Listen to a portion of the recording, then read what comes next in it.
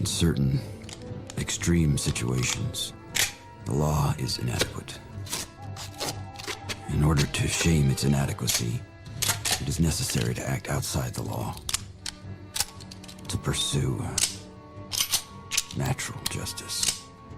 This is not vengeance. Revenge is not a valid motive, it's an emotional response. No, not vengeance. Punishment. Tonight we have a chance to say, yeah, you're right. We're too extreme, we're too wild, we're too out of control, we're too full of our own shit. Or we have a chance to say, hey, fuck you, you're wrong. Fuck you, we're right. Because you have all made it to the dance. Because believe me, this is the dance. Start the show.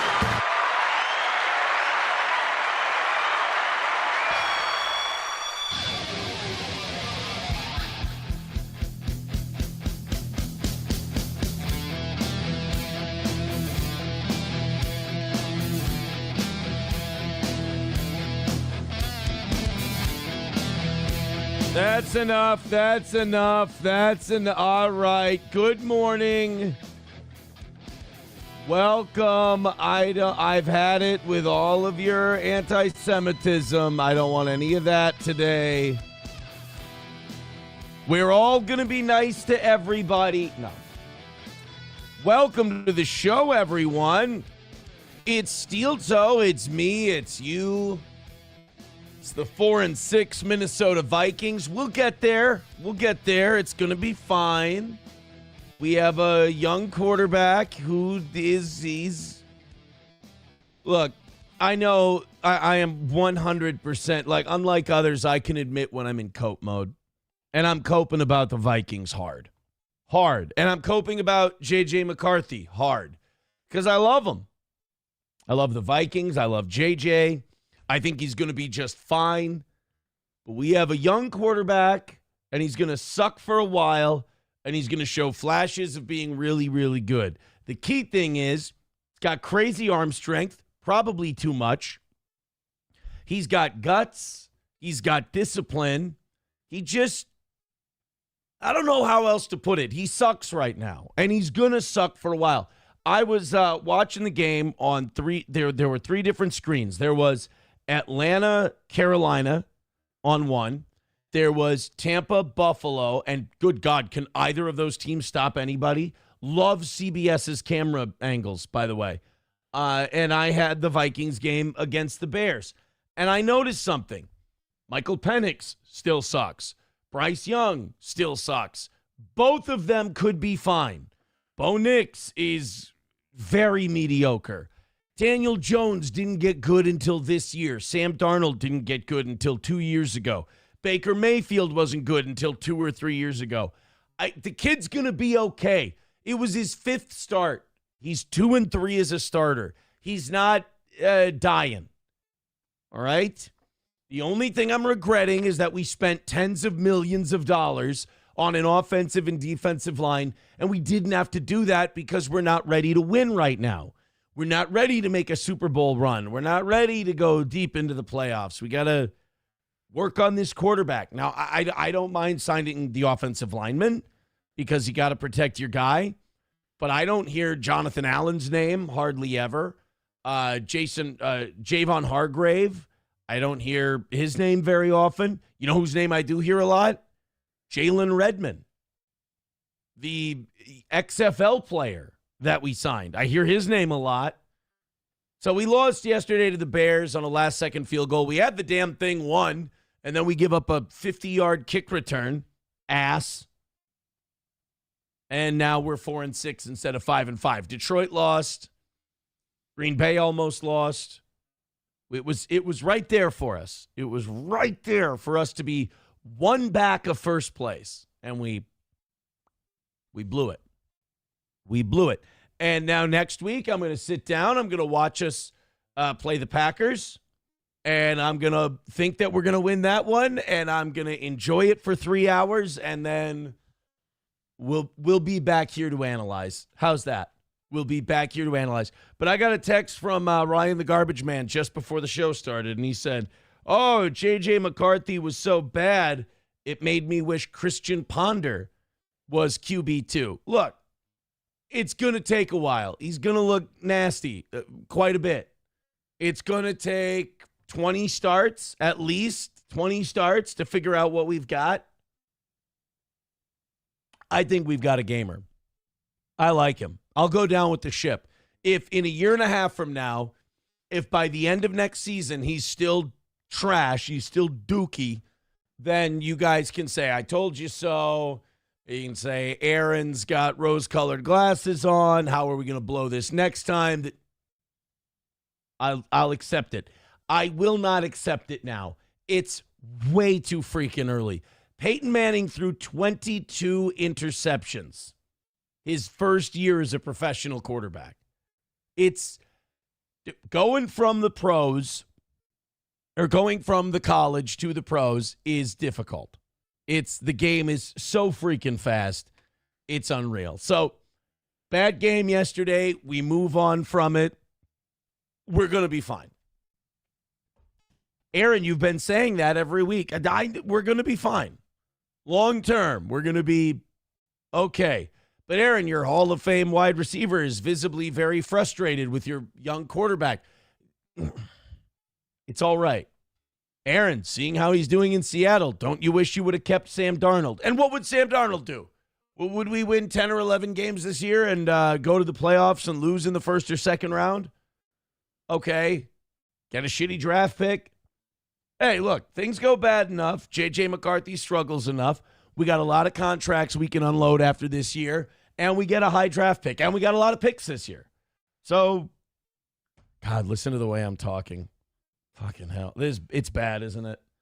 It's bad already. All right, let's go to you guys, and then we've got a great show for you today. I'm very excited. We've got a great mixture of the wacky, silly nonsense, some of the harder news stuff. Johnny's going to be here at 7. I want to talk to you at the beginning of the show like I always do, catch up with you from the weekend. I hope yours was wonderful. My daughter and SP went to a couple of plays this weekend. My younger two are not interested in plays. And they ran into a steel toe fan at the plays. It's always nice when I'm not even there. And they run into steel toe fans. That's nice. There's also, obviously the football game. My son's into football now, so that's kind of cool. We play football before the game. He gets into the game during the game. Doesn't watch. He and his friends go out and play football. They don't have the attention span yet to sit there for 3 hours like a bunch of humps and watch a football game. They're out there recreating the damn thing, which good for them. And we got Christmas lists made, which is wonderful. All right, let's get to you guys. Hope your weekend was good. Red Fox Mad starting us off this week. He says, what happened to the Vikings and the Buccaneers? Both had bad games this week. We both played teams that have a habit of making other teams look like garbage. Every time we play the Bears, we look like trash. And every time you play Buffalo, they make you look terrible. I mean, it makes it look like you don't have a defense. And then the other thing, they don't have a defense. It's just it's a shootout. Red Fox Mad with another $4.99. Thank you, buddy, for the great start today.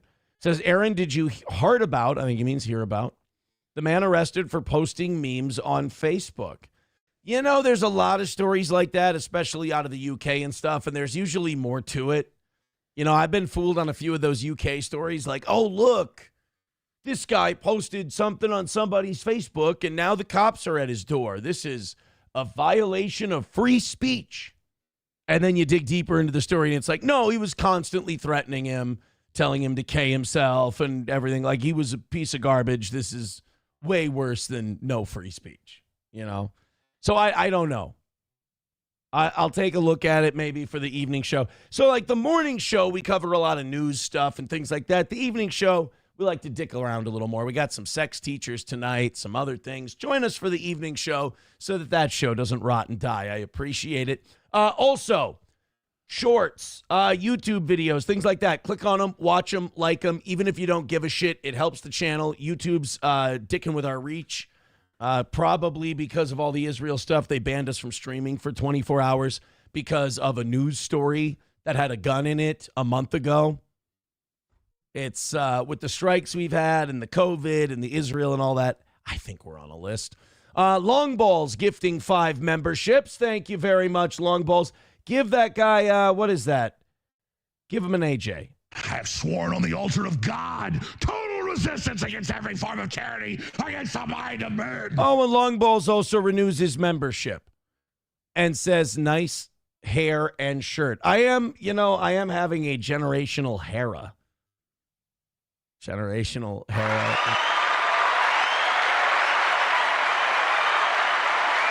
Generational Hera. I don't think you get it.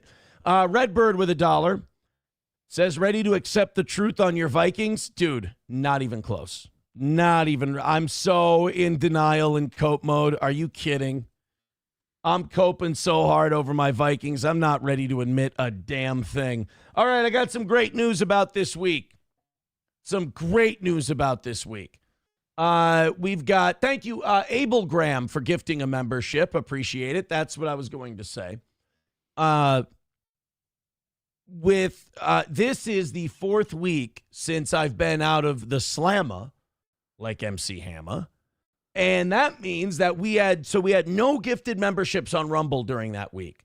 So now we have every membership. We're not going to have any expirations this week. So we're 19 memberships away from 400 on Rumble. Now, YouTube, keep gifting those memberships, go crazy, because we're not going to have a lot of expirations there either. So gift them wherever you are. But Rumble's our premium, our number one streaming platform. That's where most of our audience is on Rumble. Gift those memberships. We can get back up to 600 this week. We're not far from 400 on YouTube. We can be back to 1,000 members very, very soon. So gift them, join them, whatever. I appreciate it. Thank you, guys. Let's go crazy. Let's get nuts. Let's look for the purple banana until they put us in the truck. 265 is your number for today. Thursday, we went over our goal by quite a bit. I was under the impression that we were struggling to get there. And the reason I thought we were struggling to get there is because I had miscounted by about $50. We're going to spread that around this week to the mornings and the evenings and everything else. Turns out I was freaking out Thursday and embarrassing myself for absolutely nothing. You guys had crushed it already, but thank you. Thank you very much. And you know the rules. For every 100 memberships, we do another half hour. So if we get to that 400 today, those 19 memberships, I will go until 11, 500, etc., 600, etc. You understand how it goes. You guys, if you live in Minnesota, no doubt you saw a variation on this last week. I mean, this was like everybody's social media profile photo. This was everybody's Facebook post, TikTok, the whole thing. The Northern Lights. I believe this is like an every year thing in Minnesota, right? We see the Aurora Borealis, as they're called, but everybody was just obsessed with it. And every time people would post these, it would make me feel like shit. And the reason it made me feel like shit is because I don't care. And I probably should care.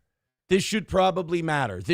Whatever I was caring about at the time was probably stupid. It was probably retarded. And people posting the Northern Lights like this is probably the thing you should be doing. That's probably fun. That's probably innocent. It's probably wholesome.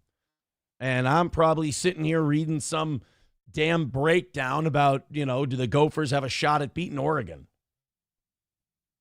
This is probably what we all need to be doing. If you see someone posting the Northern Lights and you go, poof, gay, you're 12. It's time to grow up. You're almost a grandfather. This is what you gotta do. The guys, millennials, if I may criticize my own generation, I love my generation. I think the millennials are great, but One criticism I have about the millennials is we have an undying Peter Pan syndrome. And we're kind of ruining the world with it.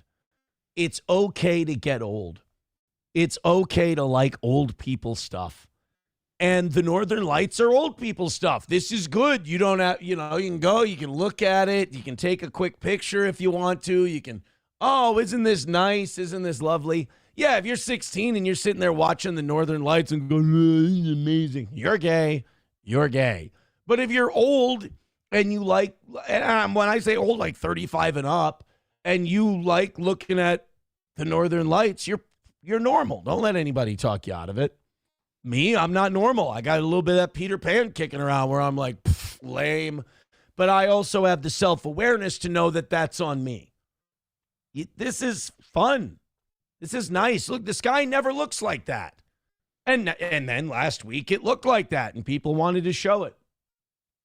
I've sworn on the altar of God, total resistance against that. Was it overkill? Was it too much? Yeah, it got oversaturated, don't get me wrong, but that's not the individual person's fault.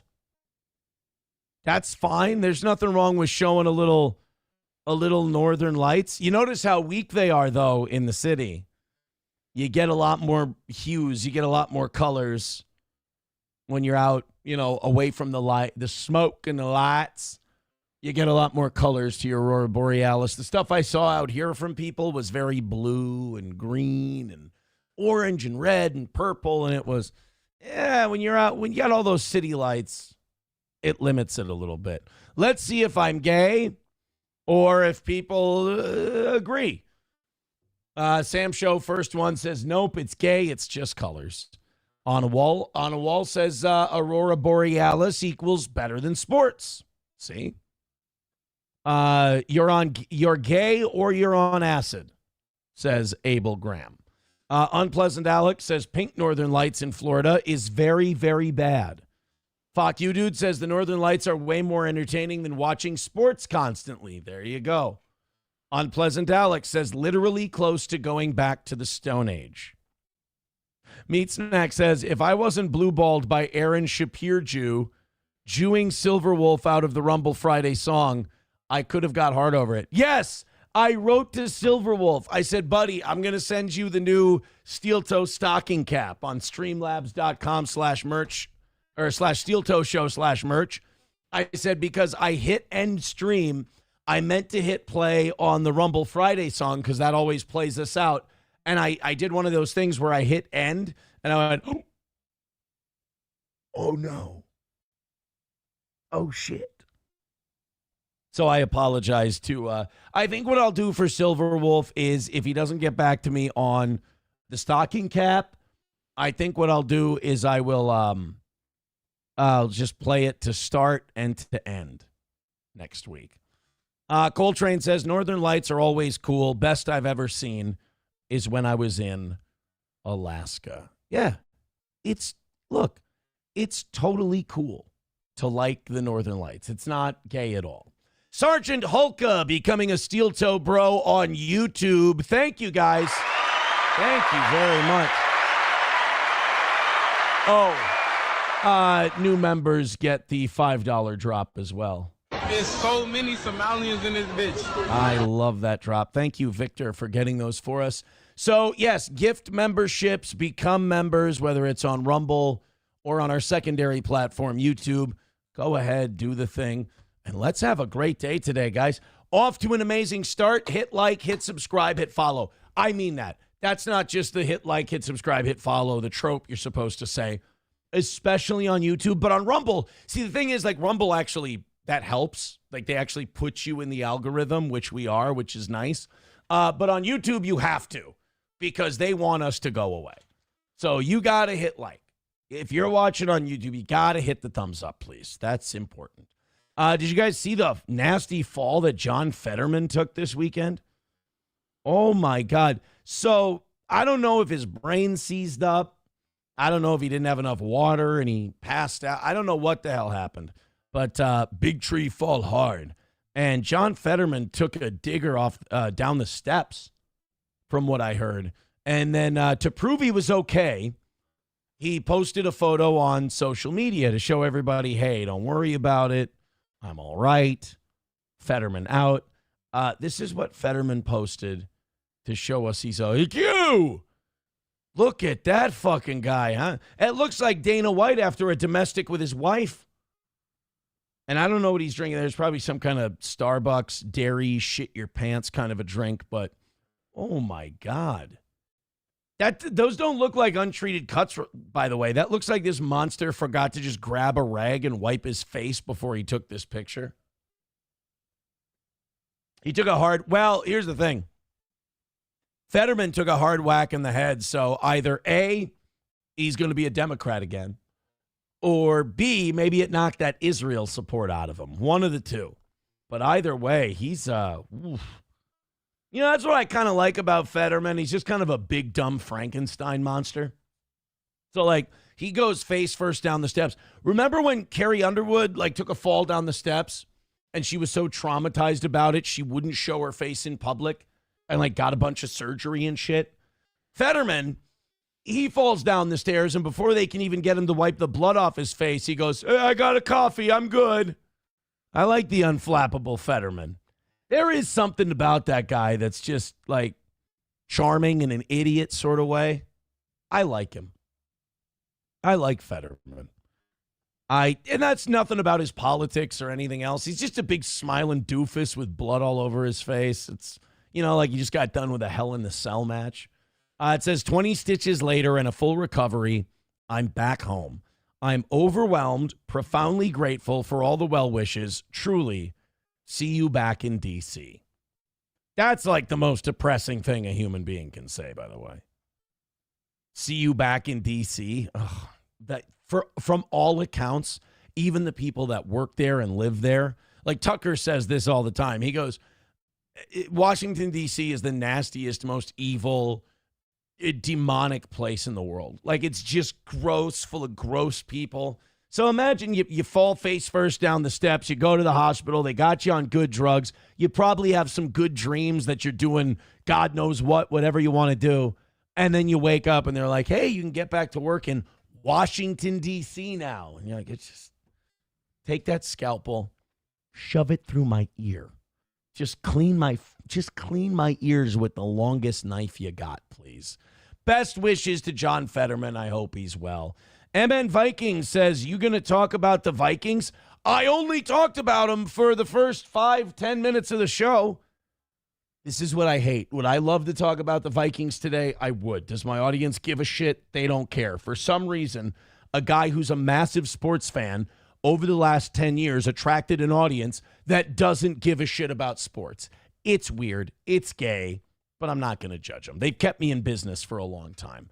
Are you going to not talk about the Vikings? McCarthy stinks. KOC sucks at play calling. I agree with that one. And time management. I agree with that one. Jefferson looks fed up, had 14 wins last year. I'll say this. I don't give a shit how many games we won last year. How did it end? It ended in the wild card round of the playoffs. So please, spare me your 14 wins. I'd rather win 10 and go to the Super Bowl than win 14 and lose in the wild card game. Like, for example, the Chiefs are 5-5 right now. They're going to find a way into the playoffs, and they're probably going to make a run. So we won 14 games last year. Cool. What do we have to show for it? A lower draft pick. That's it. The time management was bad, though. I said it as soon as we scored that touchdown at the end of the game. I said we left too much time on the clock. We left 50 seconds. We could have ran that sumbitch down. We were at the 25-yard line. Hell, we could have. We had timeout. We had 2 timeouts left. We could have ran a couple running plays. We could have ran the ball a couple of times, got the clock down to 10, 15 seconds, score the touchdown, win the game. Instead, we left 50 seconds on the clock for them to run back a kick. MN Vikings with 199 says McCarthy sucks. We had 14 wins last year. We'll go back and get Sam Darnold. Go back and get Sam Darnold, pay him $40 million, and then we won't invest any money in the O-line or any money in the defensive line. And Sam Darnold can go win you a Super Bowl. I'm just kidding. He never will. So, yes, we did talk about the Vikings this morning, MN Vikings. It sucked. But I'll be back next week wearing my jersey and my wristband and my hat, looking like a total ponce. And I'll watch us struggle against Green Bay and Lambeau.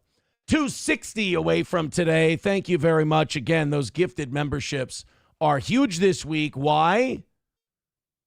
Because none of them are expiring during the week. So go crazy. Would you says ex-Jet Darnold had 4 INTs yesterday. Yeah, well, that's the other thing. Sam Darnold's going to regress to the mean at some point. Like he'll struggle, and I'm sure Darnold's going to be fine. Like he'll be a decent quarterback. He'll be like a Kirk Cousins. And I loved Kirk Cousins, but I also understood and respected Kirk Cousins' limitations. He had them. And that's who Sam Darnold's going to be. He's going to be Kirk.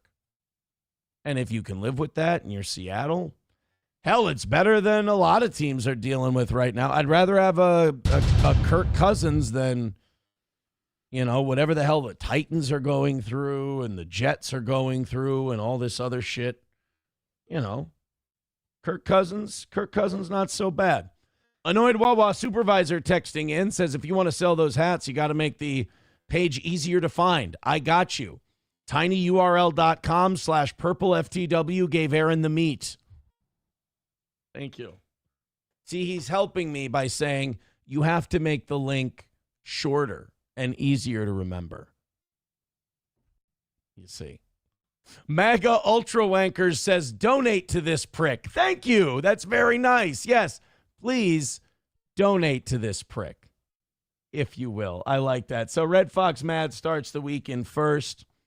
Sergeant Holka in second with $5. And then we have Abel Graham in third with 5. There we go. We got our top 3 already. Rexstart parody account says can't win the big one versus can't get to the big one. Well, I mean, Cousins and Darnold both technically had the same issue in that regard. All right, Johnny's going to be here at 7. I think we can get into some of the heavier stuff today now. We got 459 of you hanging out with us. Hit like, hit subscribe, hit follow, especially if you're on YouTube. Like I said, guys, they're not going to give us shit on YouTube anymore. I mean, they are throttling us. If we're going to grow, we need you guys to do it. So hit like, hit share, tell people about Steel Toe. Let's keep it alive. Let's keep it going. MN Vikings with 499 says could have kept Daniel Jones, passing leader. McCarthy looks bad and then goes on the sideline to try to hype people up. McCarthy is the next Tebow. God damn, am I happy that I'm not that guy. I'm happy that I'm not MN Vikings, because MN Vikings is that kind of football fan you hate to have. Because it's one game, it's 5 games. It's a handful of games, and he's just ready to write everybody off. By the way, if we had your attitude about like the attitude you have right now, Daniel Jones would have been out of the league by now. Nobody would have given him a chance because people like you would have just ran him out of the league. So I think you kind of defeat your own argument on that one. 255 is the number, though, and now Red Fox Mad all of a sudden in first place. Thank you for the super chats, buddy. I appreciate it. Free member growth this week. Let's do it. Okay, I will admit, this is my favorite story of the week. Nothing's going to top this. This makes me so happy. Did you see that little shitbag Jack Doherty got arrested? And he got busted for drugs. Oh.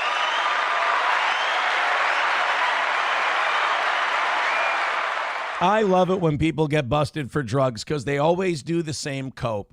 Well, they should be legal. I didn't do anything wrong. Drugs should be legal. Well, they're illegal, and you knew they were, so don't fucking do them. They're also incredibly horrible for you. No, what they do is they expand my mind. No, you need therapy. You have trauma that's unresolved. You try to escape it. And you use self-destructive coping methods like drugs to fix it, and now you're fucked up. And now you're in a coping loop because you got busted. So Jack Doherty, this little shitbag, if you don't know who Jack Doherty is, there's a word in the English language made specifically for him. It's cunt. he became famous as this like teenager who would go and like stir shit up and annoy the shit out of people. And then they'd be like, well, I know what I'm going to do. I'm going to take this little mop-headed douche and I'm going to smash his face into a window. And he would have this big, what looked like either a drug dealer or a former college football offensive lineman or both. Just because you're one doesn't mean you can't be the other. And he would step in and go, you're not going to touch Mr. Doherty. Duh. He'd be his big buffer. Yeah, the family had a lot of buffers. And Jack Doherty would get away with this shit. Well, in the last year or two, bad shit has been happening to Jack Doherty, and it feels really good. He and his ex-girlfriend had like this weird domestic, and the cops came out. He wrecked his car. He's been getting kicked off platforms. He looks like a complete shithead. He got robbed of like $300,000 worth of jewelry. Some rapper stole his chain from him, which was hilarious. And what I like about this Jack Doherty is that he is such a little crybaby bitch at heart that every time he mocks someone or teases someone or taunts someone, he's like, yeah, I'm so rich. I'm so great. Look at my car. And look, he's got that vibe going on. But the minute something bad happens, his little lip quivers and his eyes start to well up and he looks like he's going to cry. He's a really enjoyable fuck up to watch because he's such a little dickbag when he's not fucking up. So he got arrested, I want to say in Florida, on drug charges.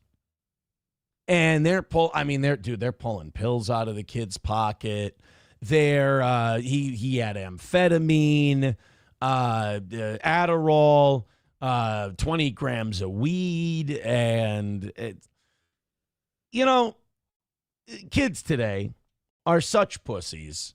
The unprescribed Adderall. By the way, how are you in possession of Adderall you don't have a prescription for? They will hand you Adderall. Just go to the doctor and say, I'm having a tough time focusing. Well, isn't that just the thing? We got this drug for you here that we'll just write you unlimited refills for. I mean, Adderall is like the easiest drug to get. Adderall is the very definition of this country's prescription drug problem. Just say you have the thing it treats. I mean, when they say doctors are basically drug pushers for the pharmaceutical companies now, it's because of drugs like Adderall. People know exactly what to say. People know all the magic words, all the buzzwords, and you'll get your drugs. You have to be a dipshit junkie to have a doctor sniff out that it might be against their ethics to give you these pills. I mean, you got to come in there like scratching your neck and twitching and all kinds of stuff for a doctor to, and even then the doctor will be like, maybe the pills will stop the twitching. I mean, my bonus from Pfizer is still on the table. I got to, the person who runs out of paper on their prescription pad first gets to go to Tahiti. So they're not in the business of turning people away.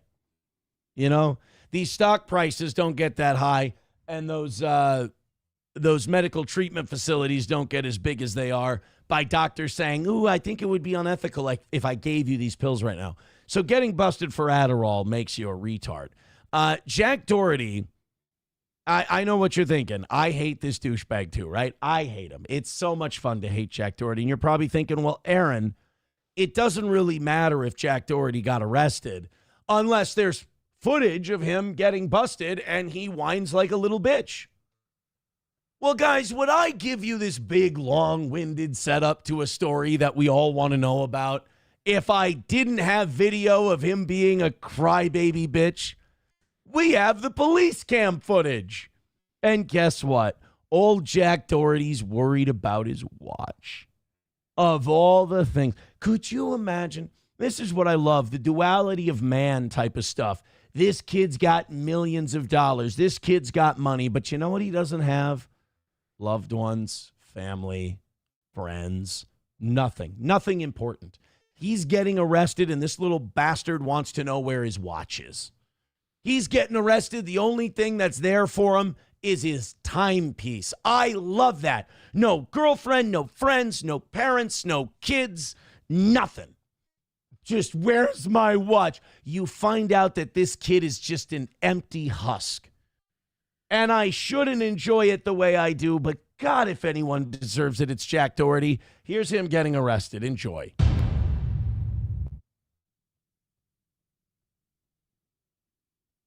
So there's not going to be any sound here at first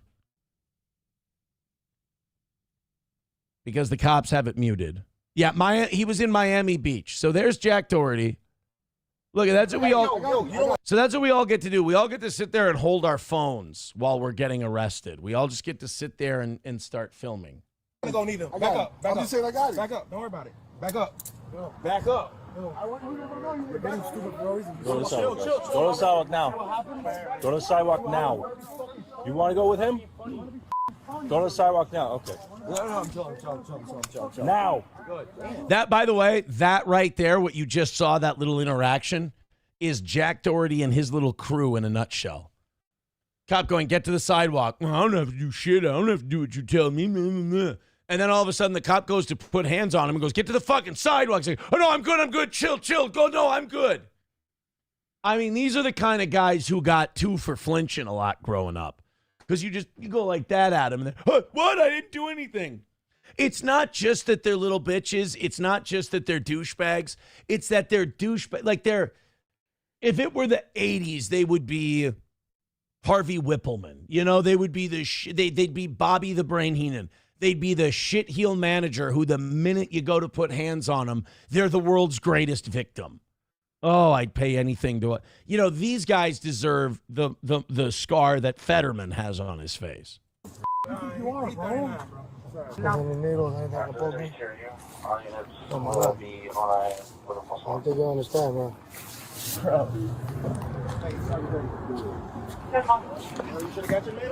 I got to be honest, Jack Doherty in handcuffs might be one of my favorite visuals of 2025 as we head to the final 6 weeks, as we sprint to the finish line of this year.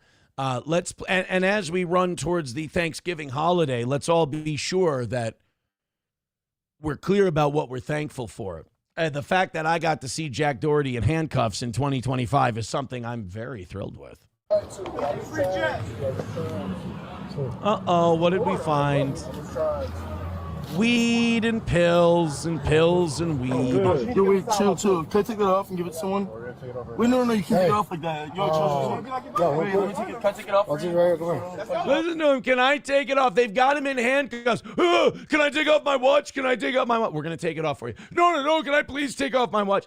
Imagine, there's materialism, and then there's a person who has made their entire personality their possessions, which, honestly, I don't think I have the ability to feel bad for Jack Doherty.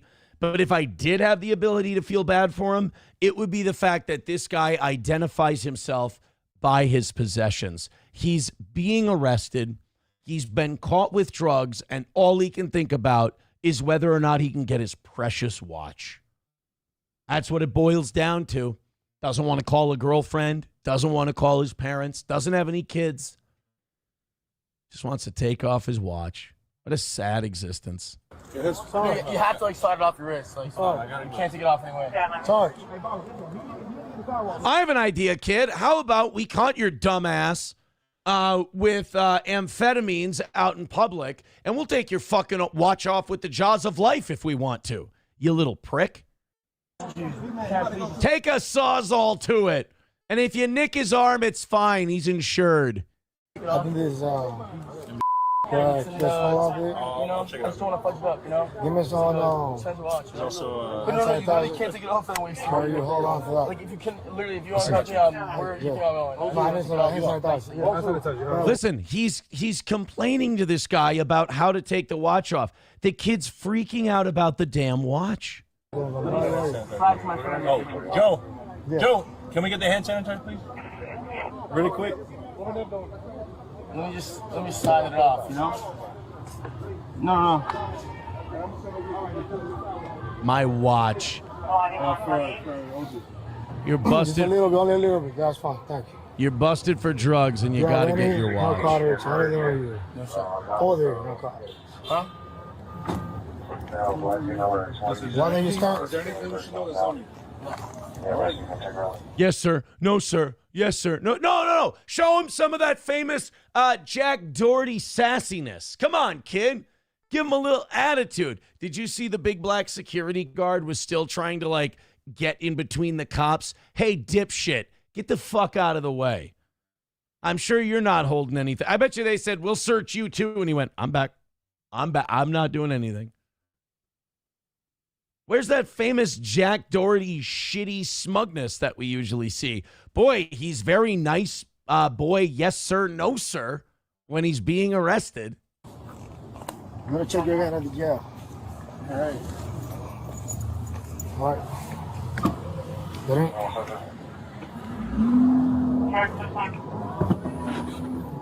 Oh, that is satisfying. Get my watch. There's someone or no? Oh, shut up about your watch. We'll steal it from you. It won't even make it to evidence. We're going to be crooked cops. I endorse police corruption if it means Jack Doherty never sees his watch again. Steal it, guys. Steal that kid's watch from him. Jack him. Am I going to see my watch? To find out you've wasted the first 20-some-odd years of your life. Because when the chips are down, your watch is your only friend. Oh, I will admit, I am enjoying this way more than I should. I should be more Christian about this. I should be more like, oh, that's too bad. I should be more like Tucker Carlson. Like, that's awful. He should try to get a better life. But I'm Mark Levining this a little bit. You little bastard, you attacked my stepson? Sorry, Mark. What is under the watch? No, but you have to like untape. You have to. I got you. Yeah, thank you. Can you tell him to pull up here, my friend, so we can put it on first? Oh, you know what? I have another idea. Could you find a way to accidentally shoot him while you're doing this? We'll all testify that it was an accidental discharge. Honestly, we'll even say that, the gun, it was actually a factory defect, and we'll sue Smith & Wesson. We'll do it on the station, man. But real, can I just take it off? We'll do it on the station. No. Yes. Thank you. Whoever that officer was, give him a good review and a raise. No. Can you do it? Shut up. Don't give a fuck about your watch. That would have been great if that's how the cops ended it. He was like, no, but we were kidding. We don't give a shit about your watch, dude. Come on, we're going. No, do you mind if I organize something where, like he's getting someone to take custody of his dog or even a kid. He's like, can you get my friend over here so we can take it so I know my watch is going to be okay? I need to know it's safe while I'm gone. My watch will be scared without me. Oh, Jack Doherty being arrested. Now, I don't think these charges are going to stick because I think all he's going to have to do, I'm guessing he was being a cunt in the middle of the street and the cops were like, stop these guys. They were like disturbing the peace or something. But I'm sure he's got a prescription for that Adderall. And is weed even illegal in Florida? I don't think he's not going to jail or anything. He's not going to get a serious sentence, But it's just him going into a cop car, him panicking about his watch. I don't know. It makes me feel good. Now, it doesn't say anything. He was arrested for possession of a controlled substance, possession of marijuana, and resisting arrest. Amphetamine, a medication used to manage ADHD and narcolepsy. All these drug addicts have ADHD and narcolepsy. Isn't that amazing? All of these junkies, they've all got ADHD and narcolepsy. It couldn't be. We have so many euphemisms now for junkie. Everybody's got a reason why they're a junkie. Anything to avoid, step one of the 12 steps. No, I have ADHD and narcolepsy. We're all raw dogging ADHD over here, asshole. Get a podcast like a normal person. I have ADHD. That's why I need those pills. You like getting high on the ADHD meds. Stop it.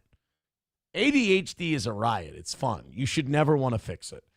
You're fucking bouncing around over here. You can't focus on a goddamn thing. You're the life of the party. Stop taking pills for it. It's a gift from God. Learn how to control it. Be an adult. And I have narcolepsy. You don't have narcolepsy. 9 people have narcolepsy. You can't sleep because you have a guilty conscience and you suck. Stop with your ADHD. You need to get your ass kicked. and you need to calm down and get a noise machine and a Himalayan salt rock or something and fall the fuck to sleep. I'm just really glad Jack Doherty was in a tough spot this weekend. It makes me feel nice. Red Fox Mad with $4.99 says the 1998 Vikings with the missing rings was the worst heartbreaking loss of all time.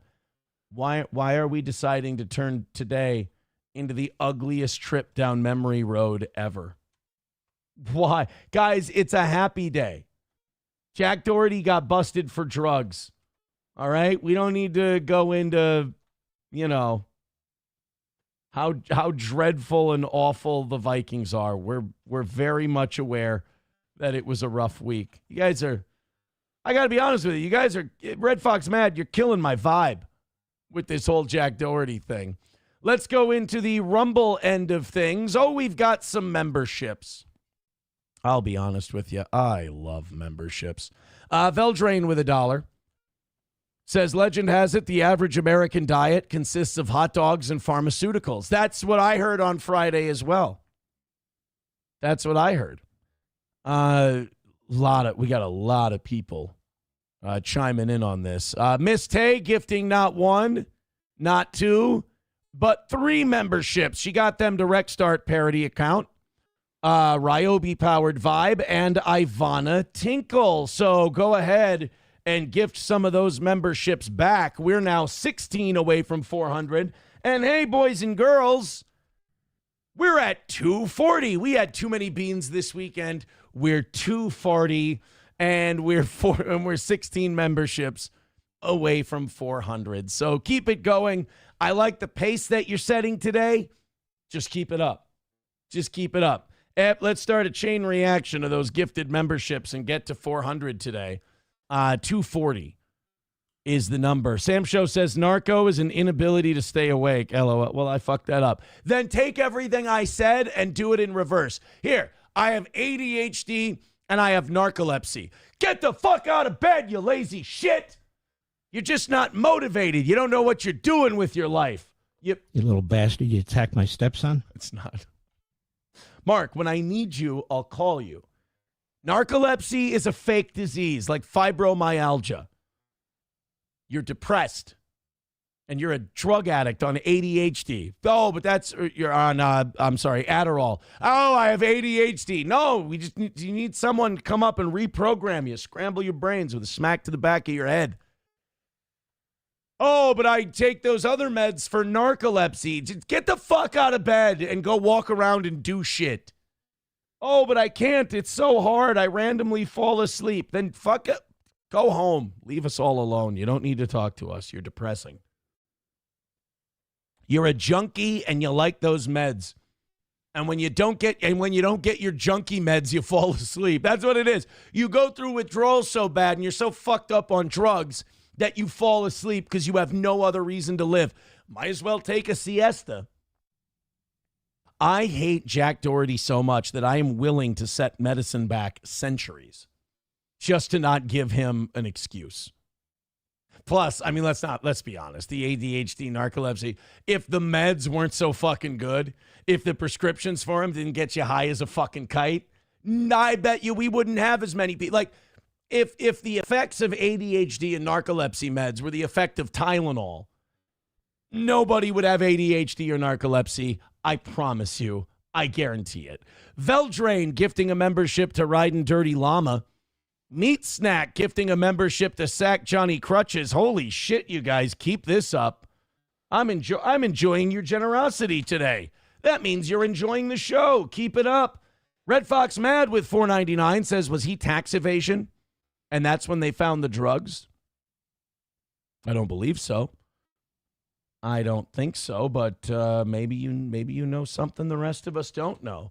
By the way, that now puts Miss Tay in second place at $15 with those 3 gifted memberships. Red Fox Mad.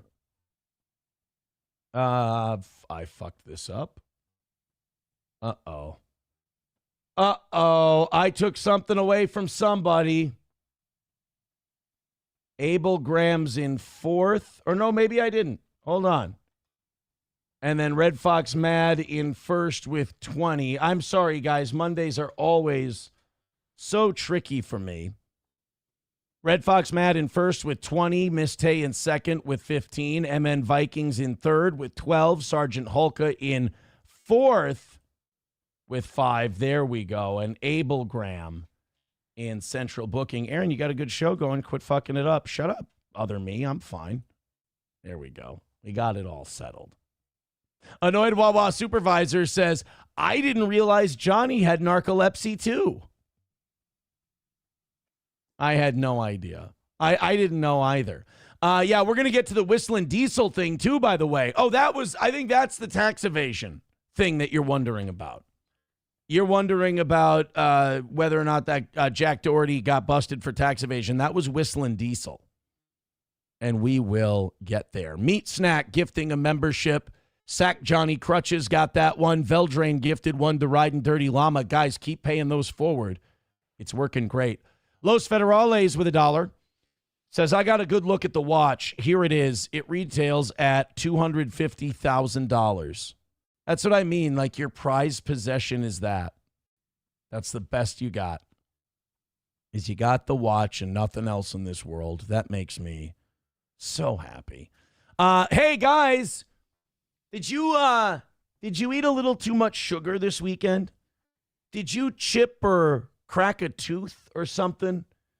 Because from what I understand, people are telling me it's time for you to go to the dentist. And why? Because it's tooth-hurty. Tooth-hurty is the goal now. I hope you die. That's fair enough. Fair enough. Miss Tages writes, oh, for fuck's sake. 14 memberships away from 500. Thanks, kids. Is this is the watch? This is Jack Doherty's watch? Ew, so gay. All the colors, all the gadgetry and all that. I do like it when people possess things that show you their insecurities. When you've got a watch like this, you're trying to make up for a lack of personality. And you're trying to make your identity and your personality your possessions. It's one of the saddest things. Like, anyone who peacock feathers that much doesn't have anything in here, and they don't have anything in here. They're fucked up. They are busted. So that's his watch. It looks like it's the Terminator's watch. It sucks. And he paid $250,000 for that. There's an old saying, there's a sucker born every minute and 2 to take him. Veldrain with $1 says Gen Z Mexicans are big fans of the anime One Piece. So much so that they bring the One Piece flag with them when they protest their government. I have no idea what I just read. And I'm happy that I have no idea what I just read. Yes, I agree with Dr. Doom. It's a Lego watch. It is. It's a Lego. He's got himself like a Lego Batman watch. Congratulations to Jack Doherty. Can't beat the guy. 5:54 already this morning. Thank you very much. Hit like, hit subscribe, hit follow. Can we hit our 600 before we even get to the end of the first hour? That would be great. Hit the thumbs up, especially if you're on YouTube. YouTube is strangling us. YouTube is choking us off. The Rumble numbers are way up. The Twitter numbers are way up. Surprisingly, YouTube is down by about 50%. Interesting, right? And the more I shit on YouTube, the more it's interesting. Before we started talking about Fuentes and Tucker, most of our clips would get 1,000 views. Now they get to like 100. That's really interesting now that they're about. Oh, no, don't worry. It's totally us. But we're doing great on Rumble, guys. Thank you very much. But if you're on YouTube, please hit thumbs up. They're trying to fucking bury us. They're trying to kill us on YouTube. Literally, they don't want us around. The only way we can fight that is by you hitting like and you hitting subscribe. So I mean it. It's not just a saying. Hit it. Save us on YouTube because they're trying to kill us for doing a real show. This is part of the social experiment. This is part of the social manipulation. If you do actual content that's not slop and drama and dog shit and like low brain nonsense, they're going to try and squeeze you out. And the only way we can fight that is the way we fought it from day one. Hit like, hit subscribe, hit follow. This is an interesting debate. This is a great discussion that our audience has had over the years. Oh, wait, one more Jack Doherty thing here. Annoyed Wawa supervisor says Jack Doherty's father owns a chain of discount glasses store called Cheaper Peepers for when your premiums go up next year. Is that true? That's not true. Jack Doherty's, I feel like I'm going to like Jack Doherty's dad, except for the fact that he did not pay enough attention to his son. Cheaper, there's no way. That sounds like you made that up. Mark Doherty, Cheaper Peepers. Mark Doherty is Mark Doherty, president of Cheaper Peepers. Well, that's wholesome as all shit. So discount glasses, there he is. He's got 10,000 followers. Do we have any cheaper Peepers info? See, like, he just looks like a wholesome guy. Just looks like a normal guy with a normal family. He just raised a demon spawn. It happens. Sometimes you shoot out a load that should have been swallowed. It doesn't get swallowed, and then you have to deal with the consequences. So wait a minute. Your dad runs a discount. So your dad's whole thing is helping people who can't afford glasses get cheaper glasses. How do you end up being this uber douche who flexes your $250,000 watch to the cops as they're busting you for having Adderall without a prescription? How does the apple fall that far from the tree? Is he embarrassed of what his dad does? Brady Machart says, let's put him out of business. No, there's got to be a good guy in this story. And Jack Doherty, see, that's the internet in you. Is that you're like, yeah, let's destroy him. That's your brain not functioning, you goddamn Neanderthal. Use that higher brain. You need the Mark Dohertys of the world. But you also need moms of Jack Dohertys to be remarkably pro-choice and flexible in their morality. That's what you need. Annoyed Wawa supervisor says Long Island. He's Long Island garbage. Oh, really? So he's not like a Midwestern wholesome guy. He's just Long Island trash. Okay, well, maybe I change my opinion a little bit. 2:30, let's go to the dentist. Keep knocking it out, guys. Hit like, hit follow, hit subscribe. Get to 600 by the end of the hour. If you're on YouTube, I mean it. Thumbs up. Let's go, guys. The wolf thing. I love this discussion every time we have it, and we very rarely get to have it. We probably haven't had this talk on this show in years. I like when we can talk about something that's not Jews or Ben Shapiro or Nick Fuentes or Tucker. I mean, we've got that stuff today, and there's some interesting stuff from the president. But I like when we can back off all that shit and just do something like this. In northern Minnesota, up in a place called Ely, which is Winterfell. Basically, Ely is shit. Ely is for hockey and snow and simple folk living simple lives. They also have wolves. Now, you're in a wilderness, small town, not very sophisticated area when you just got wolves roaming around. And so this is rekindling a debate in Minnesota that's been going on for a while, and that is about the Endangered Species Act. So about 20 years ago or so, around the time I was just getting into radio, one of the first hot topics we would talk about on KLFD AM 1410 in Litchfield, the Meeker County original, on Aaron in the afternoon, one of the things we would talk about is this new law where they were going to allow a wolf hunt in Minnesota, because in a lot of northern and, creeping down south towards the range a little bit, they were starting to get more and more wolf sightings, and they didn't want wolves becoming comfortable in high population areas. So they said, you know what? We're going to allow very specific people, very specific limited license to shoot like a wolf a year. All right. And we can have this wolf hunt, and we can, we can control the numbers a little bit, because there was this issue with wolves where they were going extinct. There were no protection for them. Gray wolves were going out. Timber wolves were going out. It was a problem. Now, what's funny is, and this kind of has the side note here is, the climate change people tried to blame climate change. Well, then what happened was we gave them endangered species protection. And wolves are remarkably smart creatures. So what happened was we gave them this endangered species protection, and their numbers blew up. Like, wolves really did well. They recovered. I mean, they fucked. They had kids. Their kids had kids. And within a generation or two, wolves are back, man. And a lot of people have been arguing that wolves should be removed from the endangered species list. And it's interesting because wolves are this very delicate animal. On one hand, you don't want them to leave. They play a very important role in the ecosystem. But on the other hand, if their numbers get to be too much, I mean, they're pack hunters. They'll start eating people's dogs and eating people's livestock. That was becoming an issue. Cows, things like that. You don't want that. Horses, other shit. So they decided they were going to have a wolf hunt in Minnesota because we wanted to control our numbers. Some dickbag in Michigan files a lawsuit. Not a Minnesota guy. He's just like, no, the wolves are too pretty. You can't shoot them. It shouldn't be allowed. So he files a wolves are pretty lawsuit. Some federal judge who, again, no connection to Minnesota, no connection to the ecosystem, says, oh, yeah, these poor wolves, you got to protect them. We can't have this wolf hunt.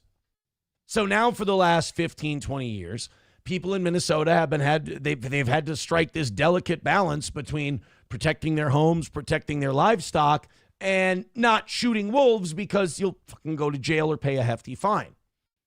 Personally, I think that wolves are indicative of a success story in endangered species, that we should remove wolves from the endangered list and we should start controlling the population, because you don't want to drive the wolves into extinction. That's true.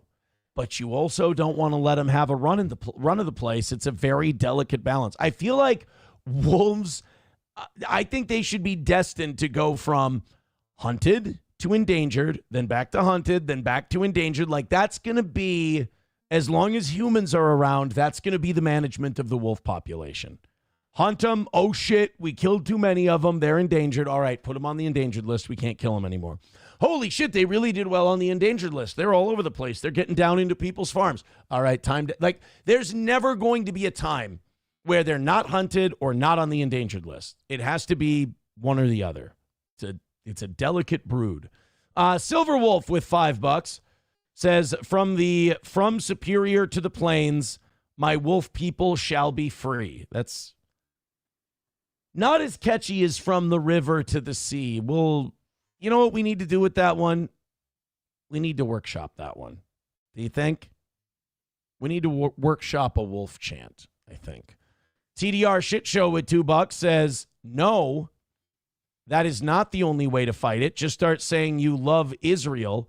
Israel is awesome every episode. Then sit back and watch your clicks and views go crazy again. Fingers crossed, right? Keep hitting like, keep hitting subscribe. I can't do it. Los Federales with $1 says, to my friend Jack Doherty, rest now, brother.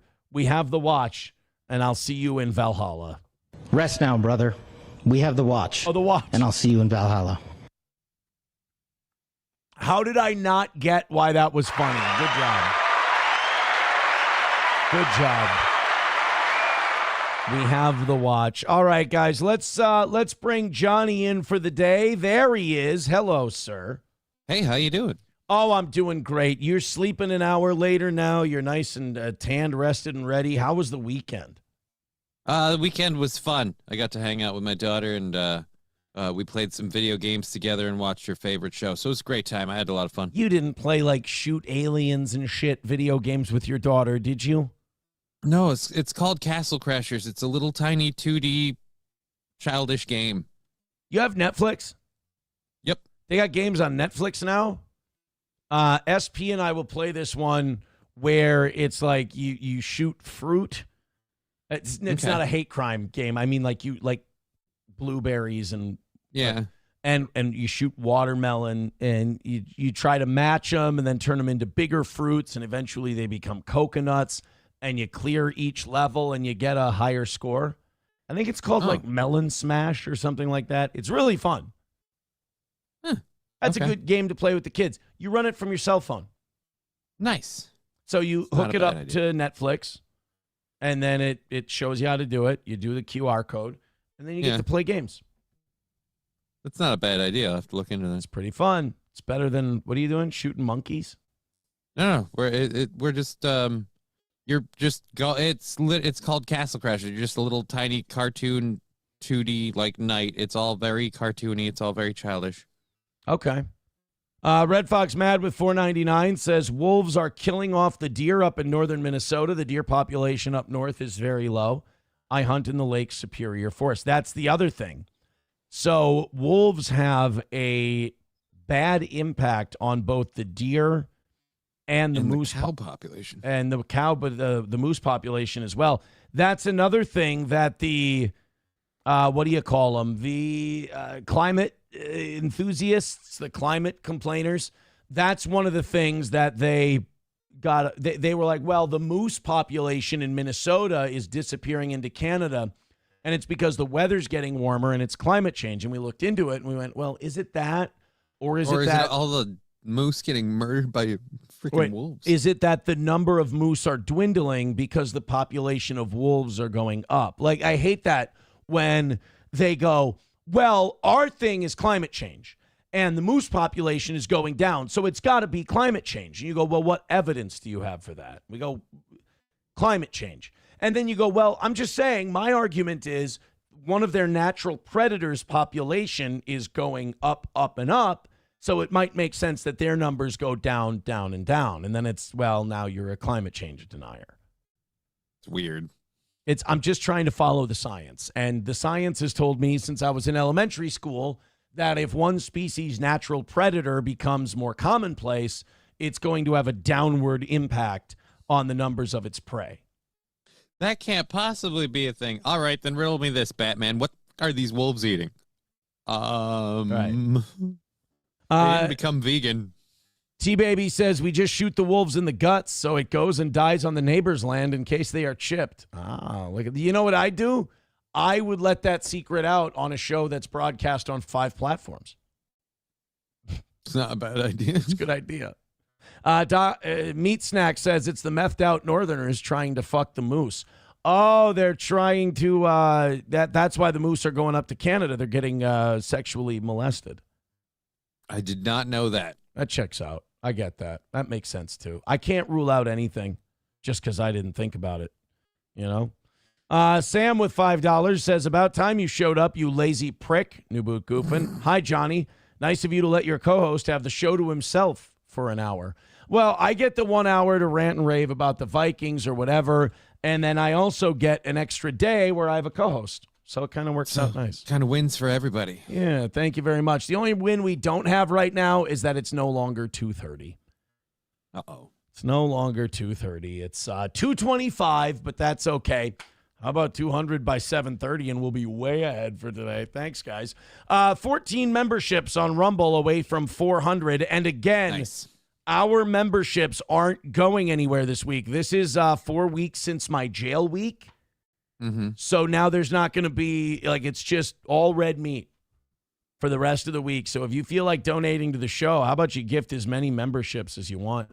Hulkamasha Baby says, no one important listens to this show. Say what you want.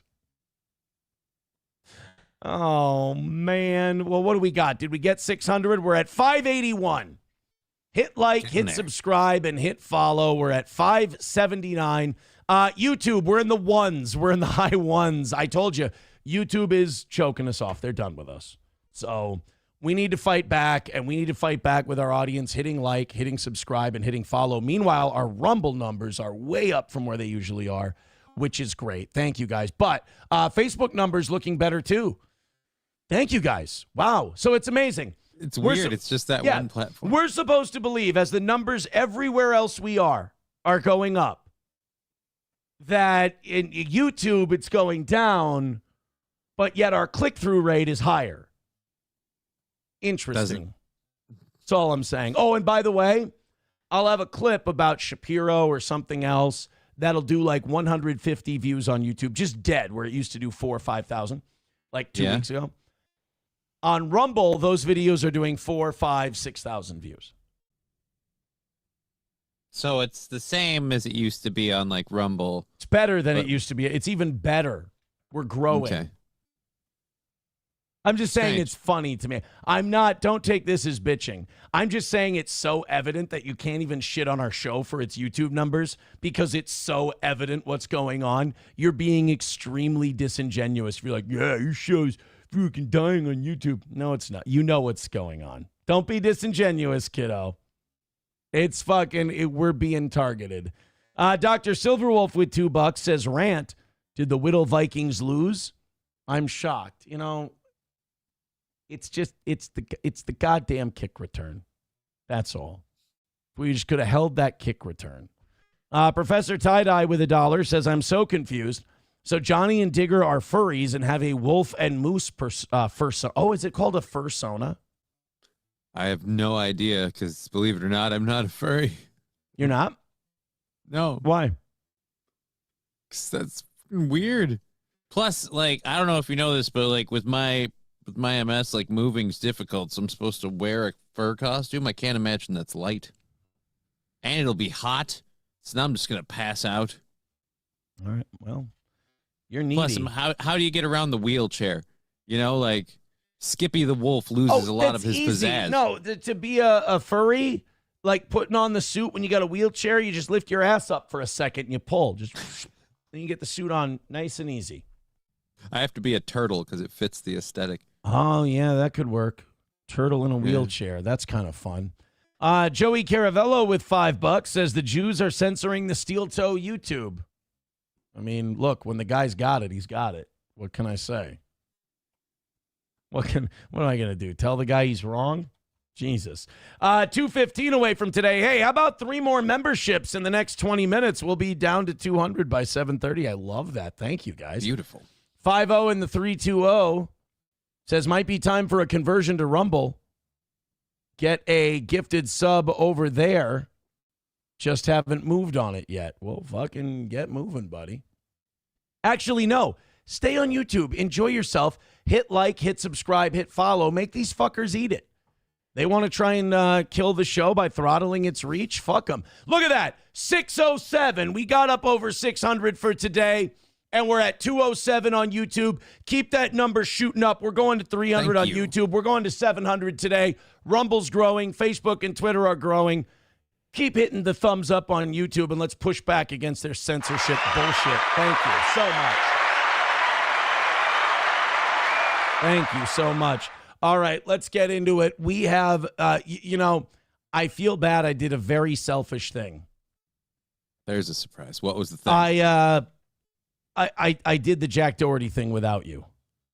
Aw. I know you would have really loved it. He is a douche canoe. Oh, my God. And then he's getting arrested for all this drug possession. And by the way, again, I just want to point out so that when nothing happens, people don't go, oh, Aaron, see, nothing happened. I know nothing's going to happen. I know he's not going to go to jail. It's just funny that he got arrested. Yeah. And it's funny that when he got arrested, when you get arrested, like when I had to go in, I had my girlfriend there. I had SP there. And I hugged her and I kissed her and I told her I loved her. And I went, the cop was nice and everything else. And he waited for me to get dressed and we went. And Jack Doherty, he gets arrested and he's like, can you guys let me take off my watch? He's like having a panic attack about this watch. He's like, can you let me take off my watch, please? Can you let my friend take my watch? Of all the things in his life, I just love that this little shitbag, after everything that's happened in his life, all he has in this world is his fucking watch. By the way, you know what we found out about his dad? You know what we found out about Nick? I almost said Nick Fuentes. Jack Doherty's dad. What is his dad a lawyer? No, his dad actually does something very, very wholesome. He runs a glasses shop, and it's discount glasses for people who can't afford the designer stuff, and it's called Cheaper Peepers. Nice. That just shows what the internet will do to you when you start out young as an internet star, because Jack started when he was 10. Yeah. And it warped him into just, because it sounds like his dad seems like a decent dude then. One of our audience members said his dad is Long Island trash, though. Okay, so his dad's a better person. Well, yeah, low bar, but yes, it's a little bit. By the way, Cheeseburger Pie says, "Who the fuck is Jack Doherty?" That's awesome. You're better off asking that question. It's awesome that you don't know, but I also feel like if you hate douchebags and you like watching douchebags so you can hate them, you're missing out a little bit because he's one of the easiest ones to hate. There's literally no redeeming qualities in this guy. You want to see? Yeah, I have yet to see one. I know a lot of people are cheering for him to like go down. Like he's finally done. And I'm just like, whatever. There he is.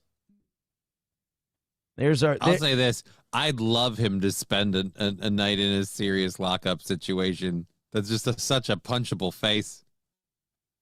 But the thing is, like, there's not a lot of like violence and shit. Like a lot of the stuff people think about jail, off of, like TV and stuff. Yeah, the stuff people think about jail comes from TV and movies.